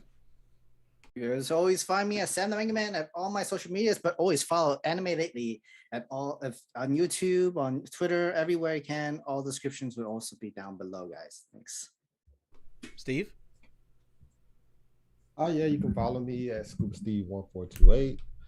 Follow the InMod page. The Linktree will get you to everybody that's a part of that. Everybody that is part of the InMod team. Please follow them. They have great content. They do good things on Twitch, things like that. Their Twitter pages are dope. Follow my Naka Mixer. Yeah, Scholar Scoop Steve. I think that's it. Abe? Oh yeah, you can follow me at Prince_A_Lawal. That is Prince_ALAWAL. It is your favorite your favorite man of man of many hats, man who wears many masks, man who is involved in a lot of things. Laburu, Prince Anikulapo, Jin of Apocalypse, son of Darkseid. You can find me on the Ocean A podcast. We have a fun episode dropping on Sunday where we talk a little bit of soccer with a special guest and just all things basketball. Shout out to the NBA starting this week. You can find me on Inside the Mind of a Blerd. We just did a horror film tier list. It was a lot of fun. Can't wait for that to drop probably next week. Definitely check out Mayanaka Mixer with Scuba Steve and Black Hole Player, where they talk everything manga and anime. Definitely check out Anime Lately. Please check out Anime Lately. Check out Careful for Spoilers, obviously. And I say this each and every time you see me. And if you're not doing it, you're a lodo, a goddamn fool. Please follow Spicy Lady Gaming on Twitch, where you can have so much fun just watching her stream. I mean, you saw a glimpse of Tay Tay. You'll see more glimpses of that on her stream. So definitely tune in tomorrow. It was a lot of fun per usual. I had a great time. You know, I've done and made me a second cup, almost finished with this of that good drink. And I appreciate you, JB, for real. It's good being here, and I'm excited for the next couple weeks. We have something really, really fun and interesting for you. That JB is organizing. I can't wait for it. You have to stay tuned for the next 2 weeks. You're gonna have a lot of fun. Yeah, man. Thank you guys so much for being here. You guys can follow me all over social media at JB Exclusive, and of course, see the number 4 spoilers. Like Abe said, we got some really cool stuff coming in within the next 2 weeks. Spicy's going to be back, and we also have a very, very, very special guest that you guys will not be expecting to be on the podcast. And shout out to Abe for hooking that shit up. So really, really appreciate you guys being here. Our Halloween Kills review just passed 200 downloads. That's a huge deal. That's not counting any of the views on YouTube. The Villains podcast itself. Dog, hold on, JB. 200. The episode dropped on Wednesday. Yep. Baby, it is Friday. Yep. We appreciate y'all motherfuckers for real for doing that, yo. Seriously, yeah. Thank you guys so much for downloading the episode. Like, we've been getting a lot of love on that Halloween Kills review, so really, really appreciate you guys for that. The Villains podcast on the whole, we just crossed 1,000 downloads on the audio only side. Again, that's not including YouTube, and I'm still missing like 12 episodes from the backlog. So yeah, really, really appreciate all the love. You guys make this all possible. We do it live so that we can talk to you guys. I love having these guests, love having Spicy, love having Sam on the podcast, so you will see them a lot more. But yeah, Guys, thank subscribe, you. Subscribe. 2 more subscribers to 500, guys. Yes, 2 more subs to 500. Please do it.